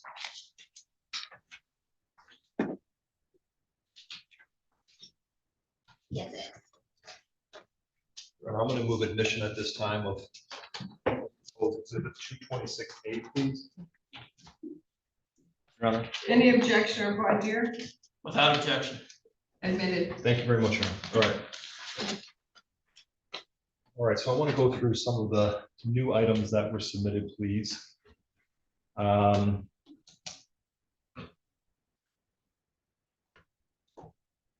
Starting here was a swab, or excuse me, a wearer ID swab submitted for an exam type glove.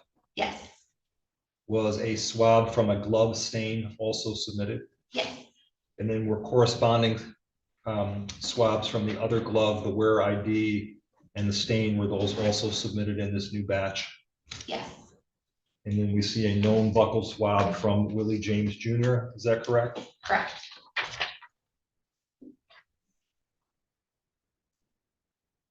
And then we see a second known buccal swab from someone by the name of Philomena James, is that correct? Yes. All right. And as you described for us per policy, not only do we have new submissions, but we also still have the previously processed item, the rear passenger floor stain, the bar stain, the door stain, the fabric stain, and the known DNA profile of Andrew Watson. Those were all still available for comparative purposes. Yes, those are referring specifically to the DNA profiles. I didn't do any additional work with the physical evidence items, just the DNA profiles that were previously generated and interpreted. All right. So let me go through your findings, please, as it relates to the known samples. Looking at conclusion number 1,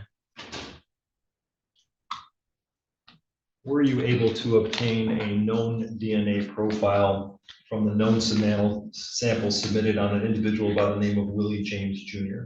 Yes.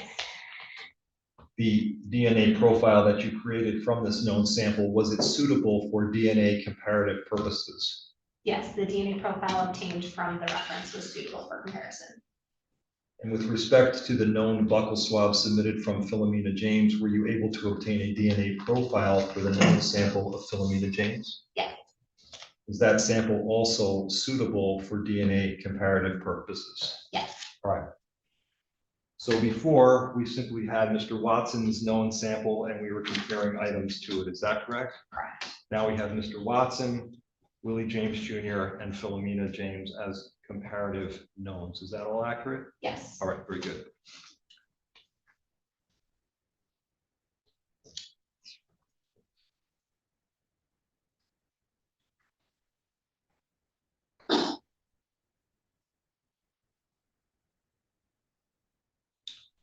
All right, in conclusion 2, we see that these are just, or it's just an indication that you were previously able to obtain suitable DNA comparison samples on the previously submitted items. Is that accurate? Sort of. That's conclusion 2 is regarding the DNA profiles from the previously submitted items. My mistake. my And the mistake. comparison to the new All right, references. my mistake, and I apologize for that, okay? Let me start again. With respect to the new profiles, Willie James Jr. and Philomena James, did you compare the known profiles from Willie James Jr.? Did you compare that to the DNA profile obtained on the rear passenger floor stain, the front passenger seat front bar stain, the front passenger door stain, and the seat fabric stain? Did you compare his known profile to those stains? Yes. And what, if anything, did you conclude?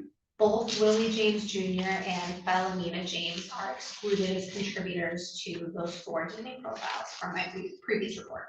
What does it mean to be excluded as a DNA donor?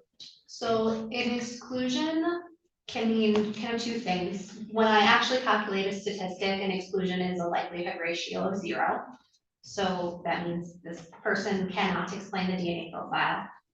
In this case, because these are 4 single source profiles, meaning the DNA only came from 1 person, I did not actually calculate a statistic. I was able to just visually exclude that these DNA profiles are not consistent with each other. So the swabs from the stain inside of the vehicle that were previously matched to Mr. Watson, these 2 individuals were excluded as donors to those stains. Is that correct? Yes. All right, very good.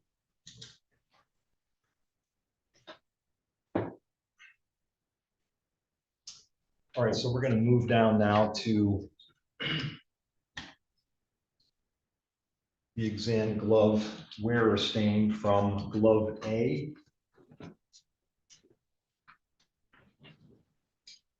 Can I have the elbow, please, Mr. Rachel? I mean, no, I'm sorry, the puck.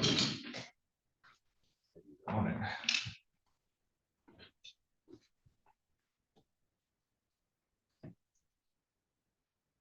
Right, Ms. Madden, these have been identified by the serologist in this case as the items that were tested on glove 12A.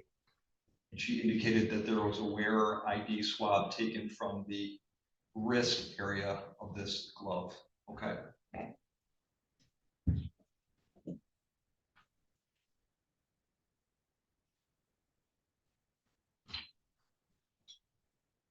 Right, can I switch back, please? I'm sorry. It's going to be a little bit of that.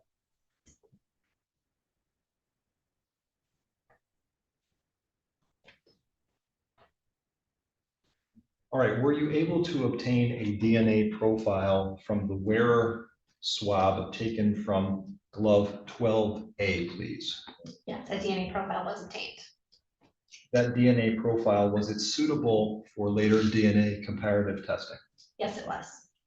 With respect to that profile, please, how many donors were in that particular profile? So I interpreted this DNA profile as a mixture of 4 contributors. With respect to those contributors, how many of those were male and how many were female? So I can say that at least one of those contributors genetically typed as male. I cannot necessarily say how many males and how many females are present, just that there's at least 1 male present of the 4. Understanding that there is at least 1 male present in the DNA sample, Are there also females present in that DNA sample? I really can't say for sure. Just as an explanation, kind of basic biology, the difference between males and females genetically is that females have 2 copies of an X chromosome, males have an X and a Y. So when a Y is present, I can determine that there's at least 1 male. Females and males both have X's, so I can't necessarily determine, is there a female profile and 3 males, are there 4 males? All I can say is that at least one of those 4 contributors is male. There is a Y present. All right. This DNA profile that you obtained from the wearer ID on glove 12A, did you compare that to the known DNA profile that had been developed for Andrew Watson II? Yes. And what, if anything, did you conclude when you compared the wearer ID sample, DNA sample from glove 12A to the known DNA profile of Andrew Watson? So based on the DNA typing results from the exam type glove wearer swabs, it is approximately 4.1 octillion times more likely if it originated from Andrew Watson and 3 unrelated unknown contributors than if it originated from 4 unrelated unknown contributors. So in general terms, that is very strong support that Andrew Watson is a contributor to the exam type glove swabs. Ms. Gerben told us when she swabbed this area, she was careful to avoid any areas of red-brown staining and took a wearer ID swab only. Is a wearer ID swab typically at least associated with some sort of physical contact with that item by a particular individual? The intention of a wearer ID swab is to attempt to determine who may have been wearing the item. But anybody whose DNA may be present is also going to get swabbed. So, as I said, this is a mixture of 4 contributors. I can't say that means all 4 contributors were wearing the glove at any given time. Especially, she said she avoided red-brown staining. Depending on how much was present, I did not physically see the glove. Sometimes, like, there may have been red-brown staining swabs. I'm unsure. There is a mixture of many contributors, so I can't say for sure who was wearing it, who wasn't. Okay, very good. Understanding that though, is a wearer ID swab DNA profile consistent with someone who has at least touched that area of the glove being swabbed in some fashion? That is the intention, but as I said, I can never, because of the way DNA can be transferred, I can never say that just because a person has, very strong support that they're a contributor doesn't necessarily mean they personally touched the item. Something could have touched their body and then transferred it onto the wearer spot. Is that? Yes, that is possible. All right. So someone could have touched Andrew's body and then touched that area that would result in the positive DNA in that area. Yes, there's a lot of different ways that DNA can be transferred. So because of that, I can never talk really about actions of how DNA got somewhere. All right. All that aside, we do have very strong support that Andrew Watson II is a contributor to the wearer ID swab on this particular exam glove 12A. Is that correct? Yes. All right. Now, did you also did you also compare the wearer ID swab from item 12A, glove 12A, to the known DNA profile of Willie James Jr.? Yes. What, if anything, did you conclude when you compared it to Willie James Jr.? So based on the DNA typing results, it is approximately 160 trillion times more likely if it originated from Willie James Jr. and 3 unrelated unknown contributors than if it originated from 4 unrelated unknown contributors. So in general terms, this is very strong support that Willie James Jr. is a contributor to the exam type plus wearer swabs. All right. So both Andrew Watson and Willie James Jr. there's very strong support that they are contributors to that next sample on the DNA glove wearer ID. Is that correct? Yes, for each separate comparison resulted in very strong support that they were a contributor. All right. If there were 4 contributors to this area or this DNA profile, is it scientifically appropriate to say that at least Mr. Watson and Mr. James Jr. were donators of that 4-person sample, or am I getting far afield on that? I can't exactly say that. My results, comparing each person separately, provide very strong support that Andrew Watson is a contributor and very strong support that Billy James Jr. is a contributor. I can't necessarily say they are 2 of the 4 contributors, but those are the results of my comparison. Very strong support that they are each separately a contributor. All right, very good.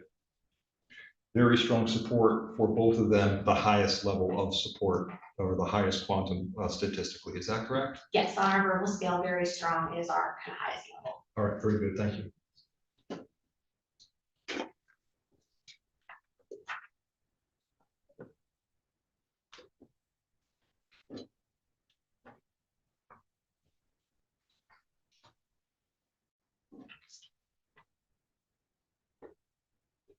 All right, next, as it relates to that wearer identification swab 12A and the gloves, did you compare the known profile of Philomena James to the DNA profile developed on the wearer ID swab for glove 12A? Yes.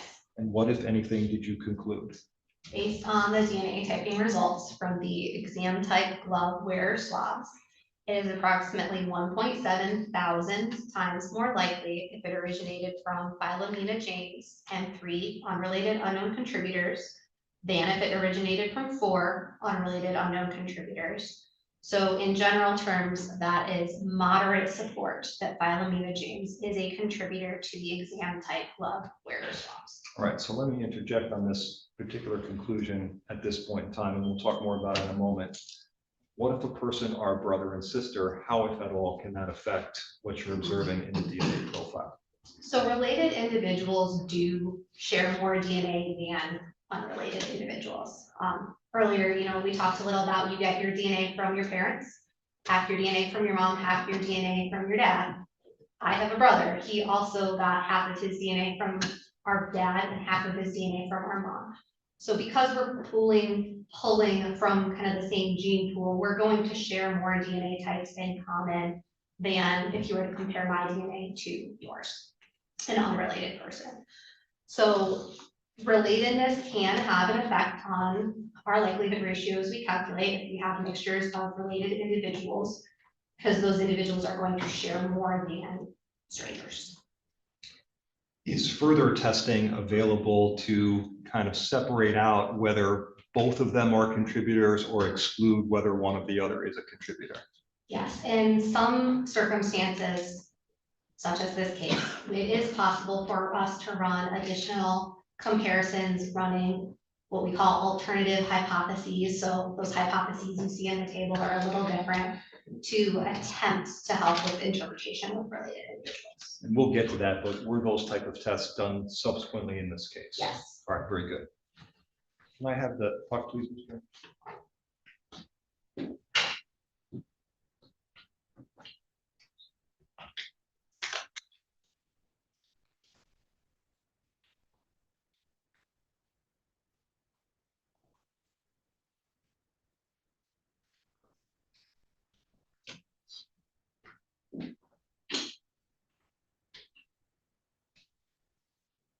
All right, the next stain that we are going to discuss, this is described in the serology supporting data as a stain, red-brown stain that was obtained from the thumb area of that same glove 12A. So that's the glove that we're going to be referring to for the jury, okay? Okay. Can I head back to Elmo, please?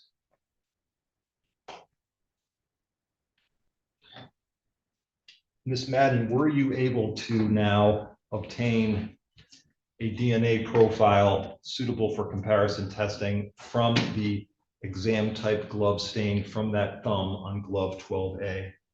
Yes, I received a DNA profile that was suitable for comparison. All right. Did you compare that DNA profile to the known profile obtained from Andrew Watson II? Yes, I did. And what, if anything, was the result, please?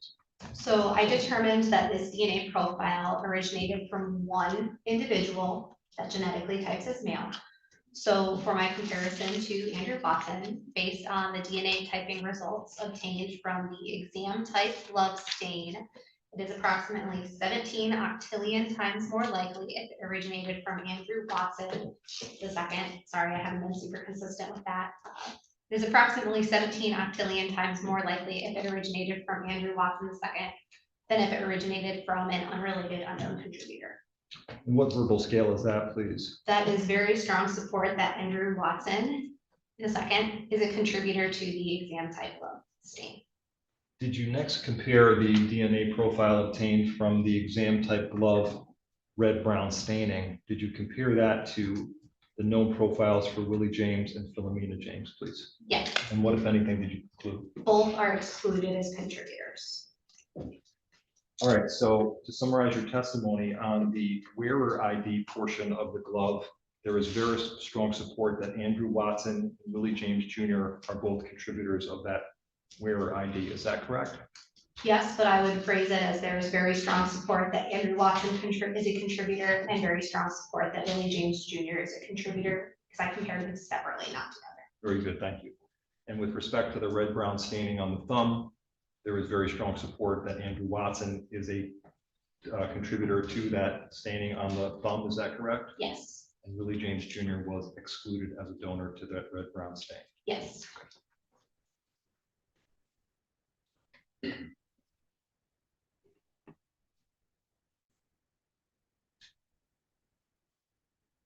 All right, now moving on to the other glove, exam B. Did you attempt to obtain a DNA profile from the wearer ID swab taken from exam glove B? Yes, a DNA profile was obtained. All right, it was or it was not? A DNA profile was obtained. Okay, I'm looking at conclusion number 5, so maybe Yes. okay. It was obtained, okay, my mistake. Was it suitable for DNA comparison testing? No, it was not. Why is that? I determined that this DNA profile was a mixture of more than 4 contributors. So based on kind of our internal policies, what our procedures say we can test and what we can't, anything more than 4 contributors is too complex for comparison. So the result of the sample is that it's too complex for comparison, and I did not run any comparisons or statistics to the known individuals in this case. Looking now at, could I go to just the puck for a second?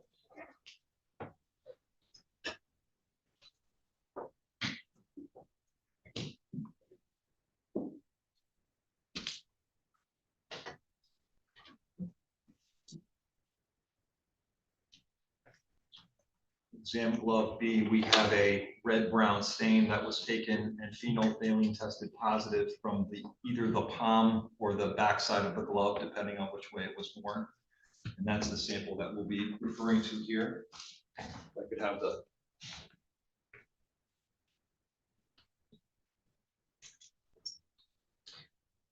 Were you able to obtain a DNA profile on the exam glove stain to glove 12B? Yes, the DNA profile was obtained. Was that suitable for DNA comparative testing? Yes, Did you compare it to the known sample of Andrew Watson II? yes. What, if anything, did you conclude? So first, I determined that this DNA profile is a mixture of 2 contributors, at least one of which genetically types as male.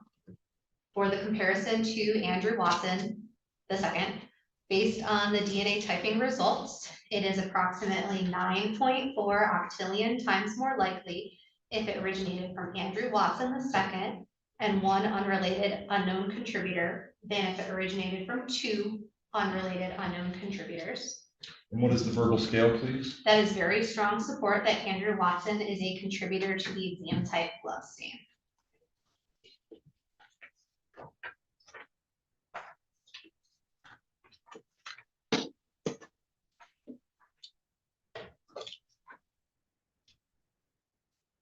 All right, did you compare the reddish brown staining from the glove to the known profile of Willie James Jr.? I compared the DNA profile from the exam type glove stain to him, yes. And what, if anything, did you conclude, please? Willie James Jr. is excluded as a contributor to the exam type glove stain. And with respect to Philomena James, did you also compare the known sample of Philomena James to the swab of the stain taken from glove 12B? Yes, she is also excluded as a contributor. Okay.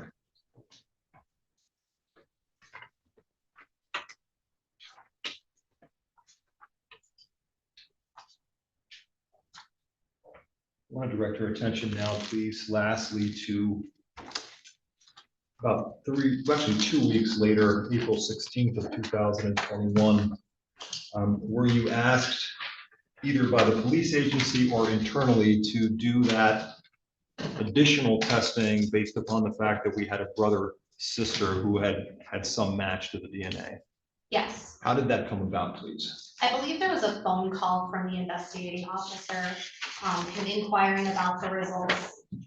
There was, we didn't show it on the screen, but I had a remark at the bottom of my report, the report we just went through, that did say something to the effect of familial relationships may have an effect on my statistics. Please contact me if you have questions. Let me just show you that, please, on the prior exhibit. Right here at the bottom of the finding right there. Yes, so familial relationships may have an effect on the resultant likelihood ratio statistic. Please contact the scientist listed below if further considerations should be made regarding the reported associations. So the investigating officer saw that remark and called asking what it meant and what else we could do. So the investigator followed up and additional testing was requested? Yes, Did you in fact do the additional testing? yes, Was a report prepared consistent with your standard methodology? yes. I want to hand you what's been marked into evidence as equals 227A. Ask if you can identify what we have in 227A, please. Yes, this is my report for the additional testing. I'm going to move admission, Your Honor, of people's proposed 227A. Any objection, everybody here? Without objection. Admitted. All right, so looking at people's 227A, now we're dealing with 3 separate items of evidence. Buccal swabs are known samples from Philomena James, and the swab from the wearer ID of glove A. Those all have now suitable for testing DNA profiles. Is that accurate? Yes, these are the three DNA profiles that I've previously talked about. So we have the exam type, glove, wearer swabs. This is the DNA profile I already interpreted. I already ran comparisons to it. It's not a new profile. And the DNA profiles from the 2 references are also the same profiles that I obtained previously. What do you do next to test these items? So in this case, because there was the possible issue of relatedness between having these 2 individuals who it was indicated to me that they're siblings, at least that's the information I got from the officer. So I ran what is called an alternative hypothesis. So for all of my previous comparisons, you've seen me compare one person at a time. I compared Willie James Jr. to this DNA profile. I compared Philomena James to this profile as separate comparisons and separate statistics. So as a tool to try to help with determining if we're having relatedness issues, I ran a hypothesis where instead of running those contributors separately, I ran them together. So earlier I kind of corrected when we said, Andrew Watson and Willie James Jr. are both contributors. That would be a hypothesis run together, which I had not previously run. This is a situation where I did run a hypothesis of trying to determine are Willie James Jr. and Philomena James both contributors to the DNA profile. And that was done to try to determine, are they both actually contributors, or are they appearing that they're maybe both contributors because they're related? All right. Were you able to reach a conclusion based upon your additional testing? Yes, I calculated a statistic. All right, so look at your hypothesis, please, here, and tell us what, if anything, your hypothesis was and what your exclusions were. So this time the hypothesis is that Willie James Jr. and Philomena James are both contributors. So the hypothesis is that the DNA profile originated from Willie James Jr., Philomena James, and 2 other contributors. The alternate hypothesis is that the DNA profile came from 4 other unrelated unknown contributors. So I'm trying to determine, can they both be contributors together in this mixture? And what, if anything, did you conclude? So based on my DNA typing results, Willie James Jr. and Philomena James are excluded as co-contributors to the exam type glove wearer swabs. What does that mean? So that means while comparing them individually, I may have had support that each of them was a contributor. With this being a 4-person mixture, the DNA profile cannot be explained as both of them being a contributor together. Could one of them still have very strong support as a contributor?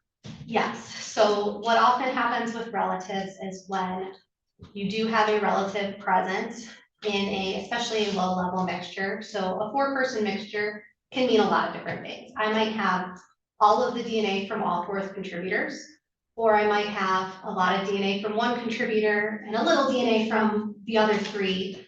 So when I don't have the full picture, I don't have all the data from all 4 contributors, and then you have relatedness, meaning you have people who are potentially related, the statistics can kind of be artificially inflated and make it look like someone is a contributor because they share a lot of DNA types with somebody else who is a contributor. So in this case, despite them both showing separate support, one of which was, I believe, very strong and one was moderate, they don't make sense together. So the support, and I should say, the reason for running this was specifically for the comparison to Philomena James. When I run these comparisons, we haven't really talked a lot about how it actually works, but I use a software program, and there's a series of diagnostics at every step of the process. So when I run a comparison, I can look at some diagnostics to see how well did this actually work. You can kind of think of it as like a check engine light in your car.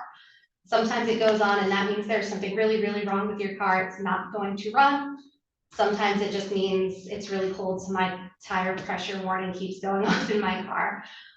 So it's something that it means I need to look closer at. So in this case, the comparison for the exam type blood wearer swabs to Philomena James had some diagnostics that indicated there might be some related issues going on, and that may be inflating her statistic. So when I compared her separately, she had a statistic that provided moderate support that she was a contributor. But this additional testing appears to confirm that likelihood ratio may be a little bit inflated by shared types with a relative in the profile. So due to those relatedness issues, I would probably expect her true likelihood ratio would be a little closer to that uninformative range. Does this affect your conclusion, your previous conclusion, that Willie James has very strong support that he is a contributor to the wearer ID swabs?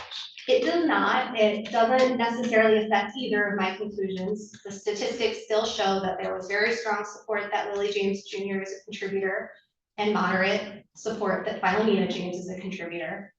This just provides some additional context to those comparisons and that they're both actually not a contributor. All right. When you have multiple contributors to a sample, does that mean all of the DNA was deposited at the same time? So for example, on the wearer ID swabs, if there are 4 persons who have DNA on the wearer ID, does that mean you had one person took the glove off, put it on another person, put it on another one all at the same time, or could that be over a period of time? No, DNA profiles, I kind of capture what was on the swab at the time. The glove was swabbed, all the DNA that was present would have been swabbed up. But I can't really say when the DNA was deposited there for any of the 4 contributors. It could be in a short period of time, it could be over a very long period of time. Can never really say anything about actions about how or when DNA was deposited on an item. All right.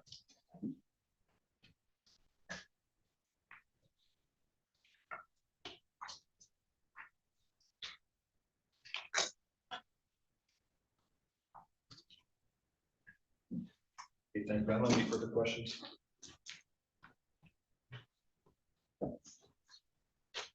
Cross.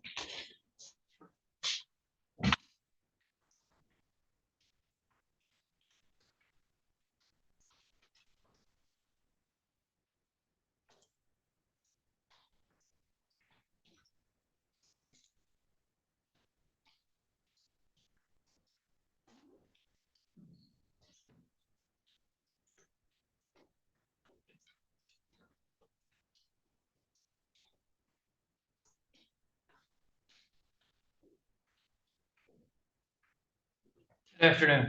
Good afternoon.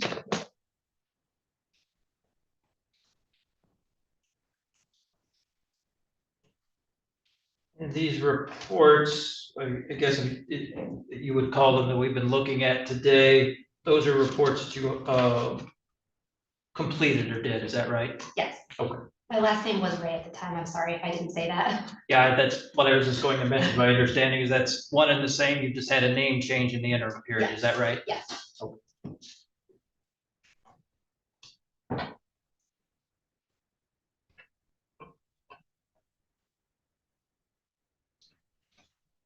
And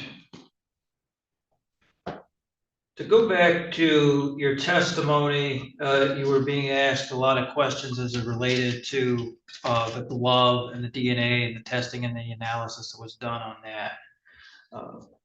Did I hear you correctly that you cannot tell us who was wearing the glove and who was not? Correct. I can never talk about actions, about how DNA got there. I can only talk about the DNA profile that was obtained and my statistics regarding that. And to follow up on that, essentially you can't tell us how long any of those DNA samples have been there. Is that correct? Correct. I can not, there's no way to date how long DNA has been present on an item. I just have the DNA profile, the data that I have that I can interpret. And you're unable to tell us whether or not they originated at the same time or at different times. Is that correct? That's correct.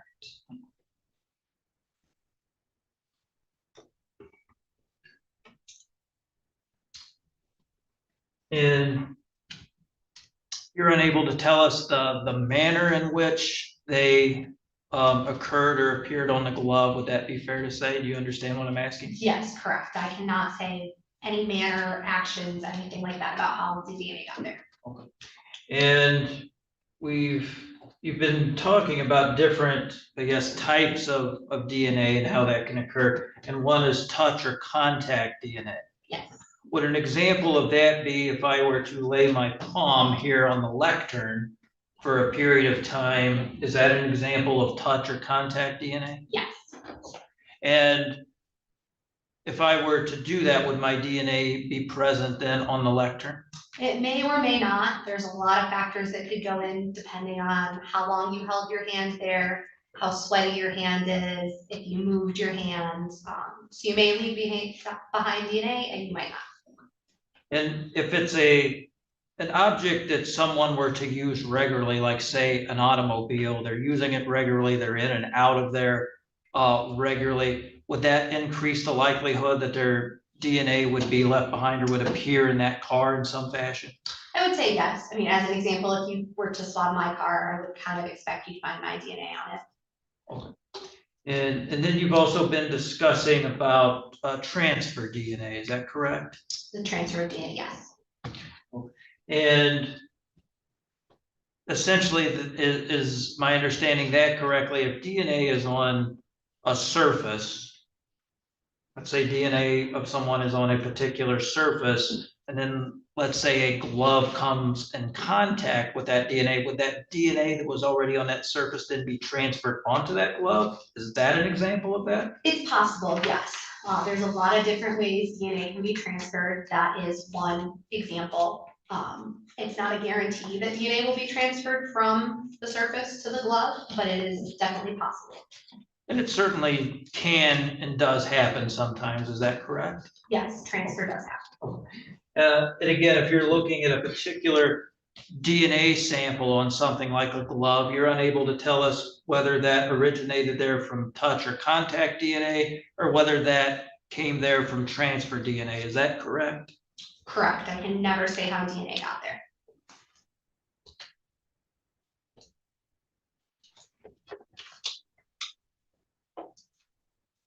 And I believe you stated earlier in your testimony that just because someone's DNA is on that glove does not mean that they personally touched the glove. Is that correct?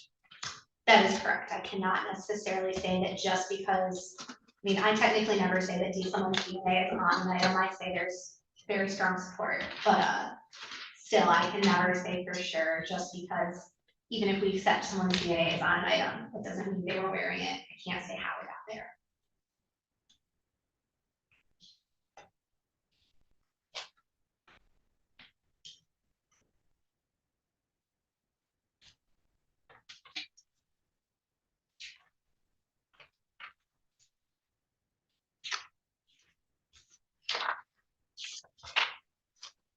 as it relates to the glove, that is in the laboratory report that has a date received of April the 2nd of 2021, is that correct? That sounds correct. I don't have the dates memorized. I would have to look at Sure. the report to guarantee Sure. that. But, and I guess, and I'm not going to necessarily go through them one by one. I think we've had pretty extensive testimony on them. But there were a lot of examples in there where there were multiple unrelated, unknown contributors. Is that a fair statement? I do, yes, in my results, that is part of the results tables. I say those words a lot, yes. Okay. And essentially what that means is that you were not able to determine who contributed to those samples. Is that correct? So the statistics I calculate are in an attempt to determine whether someone may be a contributor or not.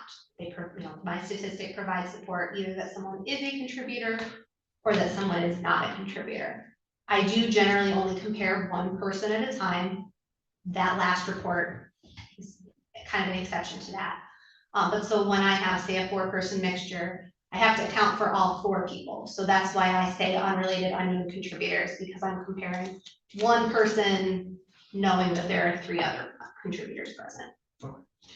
And by that, when you say unknown contributors, you're not able to identify who those contributors are. Is that correct? No, I can only compare the references I receive. I compare them individually to the evidence. If I receive more references, I can always make more comparisons. But I can't say anything about any type of possible comparisons that I didn't make. And with those unknown contributors, are you even able to tell us whether they appear to be male or female contributors? In a mixture, all I can say is if there is at least one male present. As I said before, if there's a Y present, there's at least one male present, but I can never say how many males or how many females present, except for when I have only one contributor to a mixture, then I can say if it's male or female. But so in the case of a mixture, no, I cannot say I have this person and 3 males. All I can say is at least one male present. And the ones you've been talking about in this case where you've been able to make some kind of determination as to who the contributors were. And I believe the only ones in this case that you've named that you've been able to determine who possible various contributors were would be Willie James Jr. Is that one of them? Is that correct? Yes, I had a reference from him. And Philomena James? Yes. And Andrew Watson II? Yes. And that's because you had known DNA samples from each of those 3, is that correct? Yes, in order to make any type of comparisons, calculate statistics, I need known references, so those have to be submitted to the laboratory for testing. If I don't have a known reference from someone, I can't compare them. And those were the only 3 known DNA profiles that you used in your various analysis in these reports, is that correct? Yes, those were the only 3 references submitted.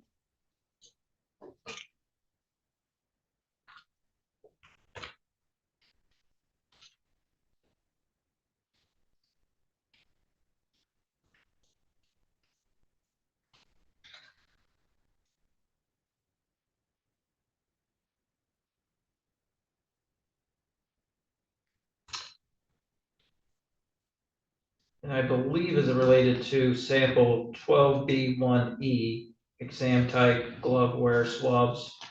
That was the one where there were more than 4 contributors, is that correct? Yes, I believe that was the sample I determined was too complex. And because of that, no comparison could be made. Correct. If one of the known contributors had appeared in that, would you be able to tell, or would you not be able to tell because there were so many? Because I determined the profile is too complex, I can't attempt to make any comparisons. So the first step of my interpretation is a suitability assessment. So I determine, is a DNA profile suitable for comparison? Is it too complex, or is it insufficient? Which I didn't talk about insufficient because it didn't really pertain to this case. But those are just the 3 general categories: insufficient, suitable, or too complex. If a profile is too complex, it stops there. I don't look at the references, I don't compare them, so I can't make any comments about whether or not it may or may not be a contributor. And are you able to tell us approximately or exactly how many contributors were in that particular sample? No, I just determined once that there's more than 4 contributors present. So in other words, it's at least 5. Yes, Could be more, but you have no way of knowing. correct.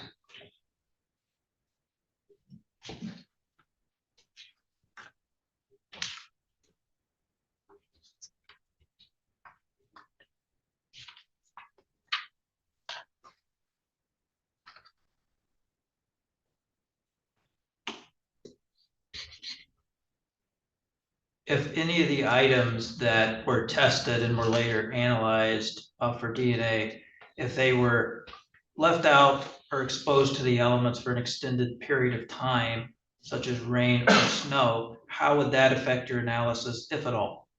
So in general, the longer DNA is left out kind of in the elements, you're going to start to see degradation, which just means that the DNA is going to start breaking down, you're going to lose it.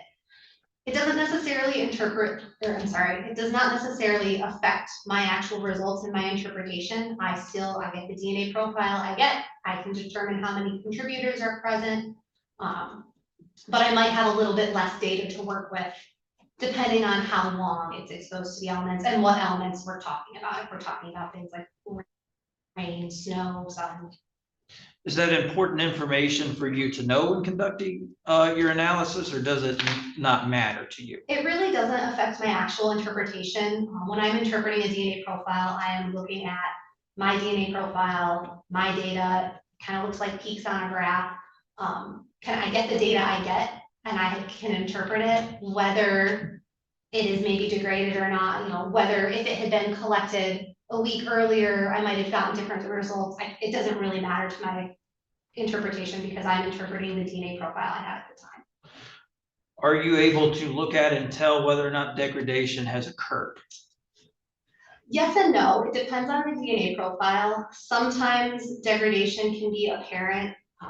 It's frequently seen with cold cases where if I'm working a case from the 70s or the 80s, sometimes you can kind of see that the data starts to break down. DNA kind of breaks down in a predictable fashion. Larger pieces of DNA break down first. So sometimes I can see some indication of it, but generally for more modern cases, if it's not a cold case, I'm not going to be able to tell too much if moderate degradation has occurred. When you say cold case, what do you mean?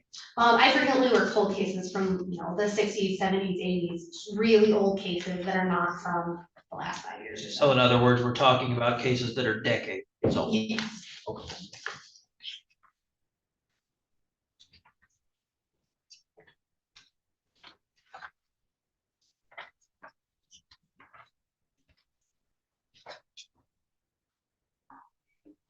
Do you know whether or not the gloves that were tested and analyzed in this case, whether they were fingerprinted first before DNA was collected? I do not know. If that was done prior to DNA collection being done, would that interfere with or in any way interfere with your analysis? Generally, no. It depends exactly how a fingerprint is or what techniques they use. Most of the techniques they use, they do not necessarily harm DNA analysis. And a lot of times when fingerprint analysis is done, we're swabbing slightly different areas. We're swabbing the wrist of the glove, whereas they may be processing with the fingertips. So when there's both disciplines requested, we try to. So when there's what? Both disciplines requested, we try to work with different areas. Again, I didn't do any latent print analysis. I didn't do the actual body fluid identification. I'm just going off of what I've been told. But in general, it doesn't have a big effect. The one caveat to that is we do generally request when an item is going to latent prints and DNA that be told to the latent print examiner so that they're a little more careful about them wearing gloves, face masks, or anything like that. And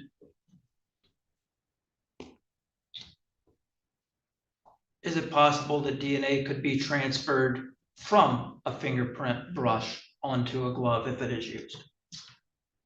If they are, I'm not a fingerprint analyst. I know our policies are when we request both disciplines. If they know that a sample is going to the DNA unit after they work with it, they're supposed to use clean brushes. In theory, if they didn't, that could potentially transfer DNA. I don't know what was done in this case. And so you're unaware of what the particular procedures were as it relates to that in this case, then, is that correct? I'm not a fingerprint analyst, I just do DNA. But you did say it was possible for such transfer DNA to occur? Yes, I would just, in general terms, if a non-clean fingerprint brush was used on multiple items, then theoretically, to my knowledge, DNA could be transferred.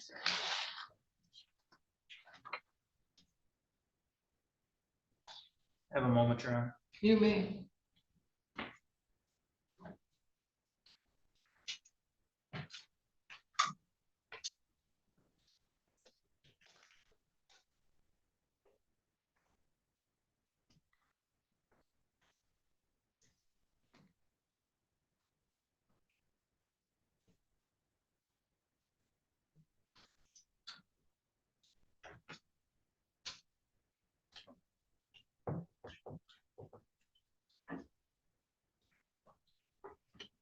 Thank you very much. That's all the questions I had.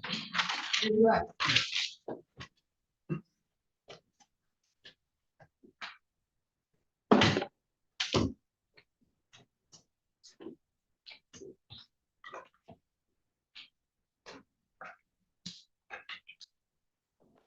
We started on our funnel here and took it down to the narrow. What I'm going to do for a moment is expand our funnel out just a little bit, okay? What is the overall forensic purpose of DNA comparative analysis? Why doesn't Michigan State Police do it? The overall purpose of forensic DNA analysis would be to make comparisons to known individuals in an attempt to make associations between evidence from crime examples. So the purpose of DNA is to make associations and even identifications. Is that correct? We don't use the word identification. Very strong support is kind of our highest term. We'll never say that this identifies a person, but yes, we are trying to make potential associations between evidence and no references. And no references. Yeah. Other types of forensic science does things like reconstruction. Isn't that correct? There are other disciplines that do reconstruction, yes. All right. DNA is not a reconstruction discipline necessarily. It's an association discipline. Is that correct? I would say that's accurate, yes. Fingerprint would be considered an association discipline. Is that correct? Potentially. I believe so. All right. And I don't want to get you out of specialty, but let me talk about the DNA process. Understanding that this is an association forensic discipline, when an item is brought into the Michigan State Police Crime Lab, what are the steps that have to go? Who does it go to first, and then who does it go to next when it gets to you? So to some extent, it depends on what was requested from the item of evidence. When evidence is received by the laboratory, it's brought into kind of our front office staff. We have evidence technicians who receive the evidence. We have property rooms, which are kind of big vaults where we store the evidence. We try to keep everything locked up. So the forensic technicians will receive the evidence, they'll put it into storage until it can get transported to the discipline that it is intended for. What's the first discipline that it goes to, the first forensic scientist that it goes to? It depends on the item and what is requested. So a lot of DNA evidence goes straight to biology. They only want biology on this item. Sometimes something like a doorknob might be requested that fingerprint analysis and DNA are done on the same item. Or a better example, we very frequently get things like water bottles that go to both latent prints and biology. In that case, that would have to be requested on the submission paperwork that they want both disciplines. It generally is going to go to, in that specific instance where we're talking latent prints and biology, it's generally going to go to the latent print unit first, and then it's going to come to biology. Other disciplines may depend on the item requested. So for example, if we get a gun and it's requested that biology be done on the gun, and then they want it to go to the firearms unit for firearms testing. In that case, it would go to the biology unit first and then the firearms unit. So who gets an item of evidence first really depends on what specific disciplines we're talking about. All right, let's say it's gonna go to biology, okay? Okay. That doesn't mean it goes to you, it goes to somebody else first, right? Yes, so it goes to the body fluid identification scientist first, or serologist, we sometimes call them too. That is the unit that does the testing. You know, could this be blood? Could this be semen? Could this be saliva? They do that type of testing first. Then they prepare the sample for DNA, which usually means just cutting a portion of the sample and putting it in a tube and sending it to the DNA unit. All right, so I want to talk about body fluid identification. We've had testimony from a person who specialized in body fluid identification. Are you a body fluid identification analyst? I am minimally trained in body fluid identification analysis. I am trained in it to do specifically sexual assault kit processing. So I would not call myself a body fluid examiner. I do have some limited experience in training. All right, so when we talked to the body fluid identification analyst, Ms. Gervin in this case, she told us that she forensically targets certain areas on a piece of evidence for a specific reason. Do you agree with that? Yes. So for example, she targeted, in this case, reddish brown stains that hemosticked positive for blood as a possible place for swabbing for later association as to whose body fluid that was. Does that make sense to you? Yes. All right. She also targeted specific locations on these gloves for something called wearer identification. Isn't that correct? Yes. Okay. So that's a specific targeted forensic act to see if there is an association at a location where a person might wear a glove. Would you agree with that? That is the intention, yes. That is the intention. So that's the process. We're not just willy-nilly swabbing things. We're looking at specific areas that could have DNA analysis for purposes of making an association. Isn't that correct? Correct, that's the Okay. intention.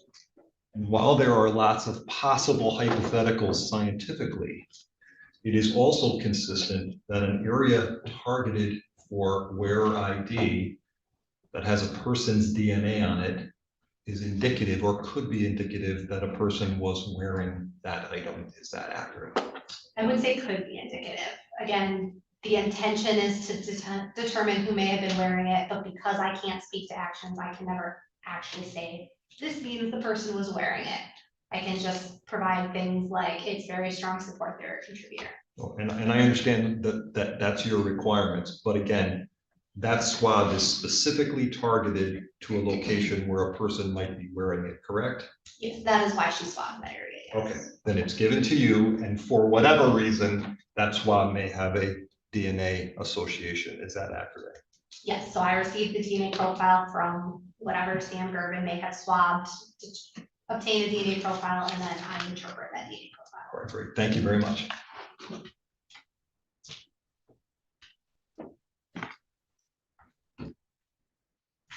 Minutes with this be released. Yes, Your Honor, thank you. You are released from subpoena. Thank you for your time and testimony. Please do not discuss your testimony with any witness during the pendency of this matter. Have a good day. We have completed our lists for the day, Your Honor. Thank you. All right, today is Monday, losing track of time already. Tomorrow, Tuesday, we will work from 9 until 5.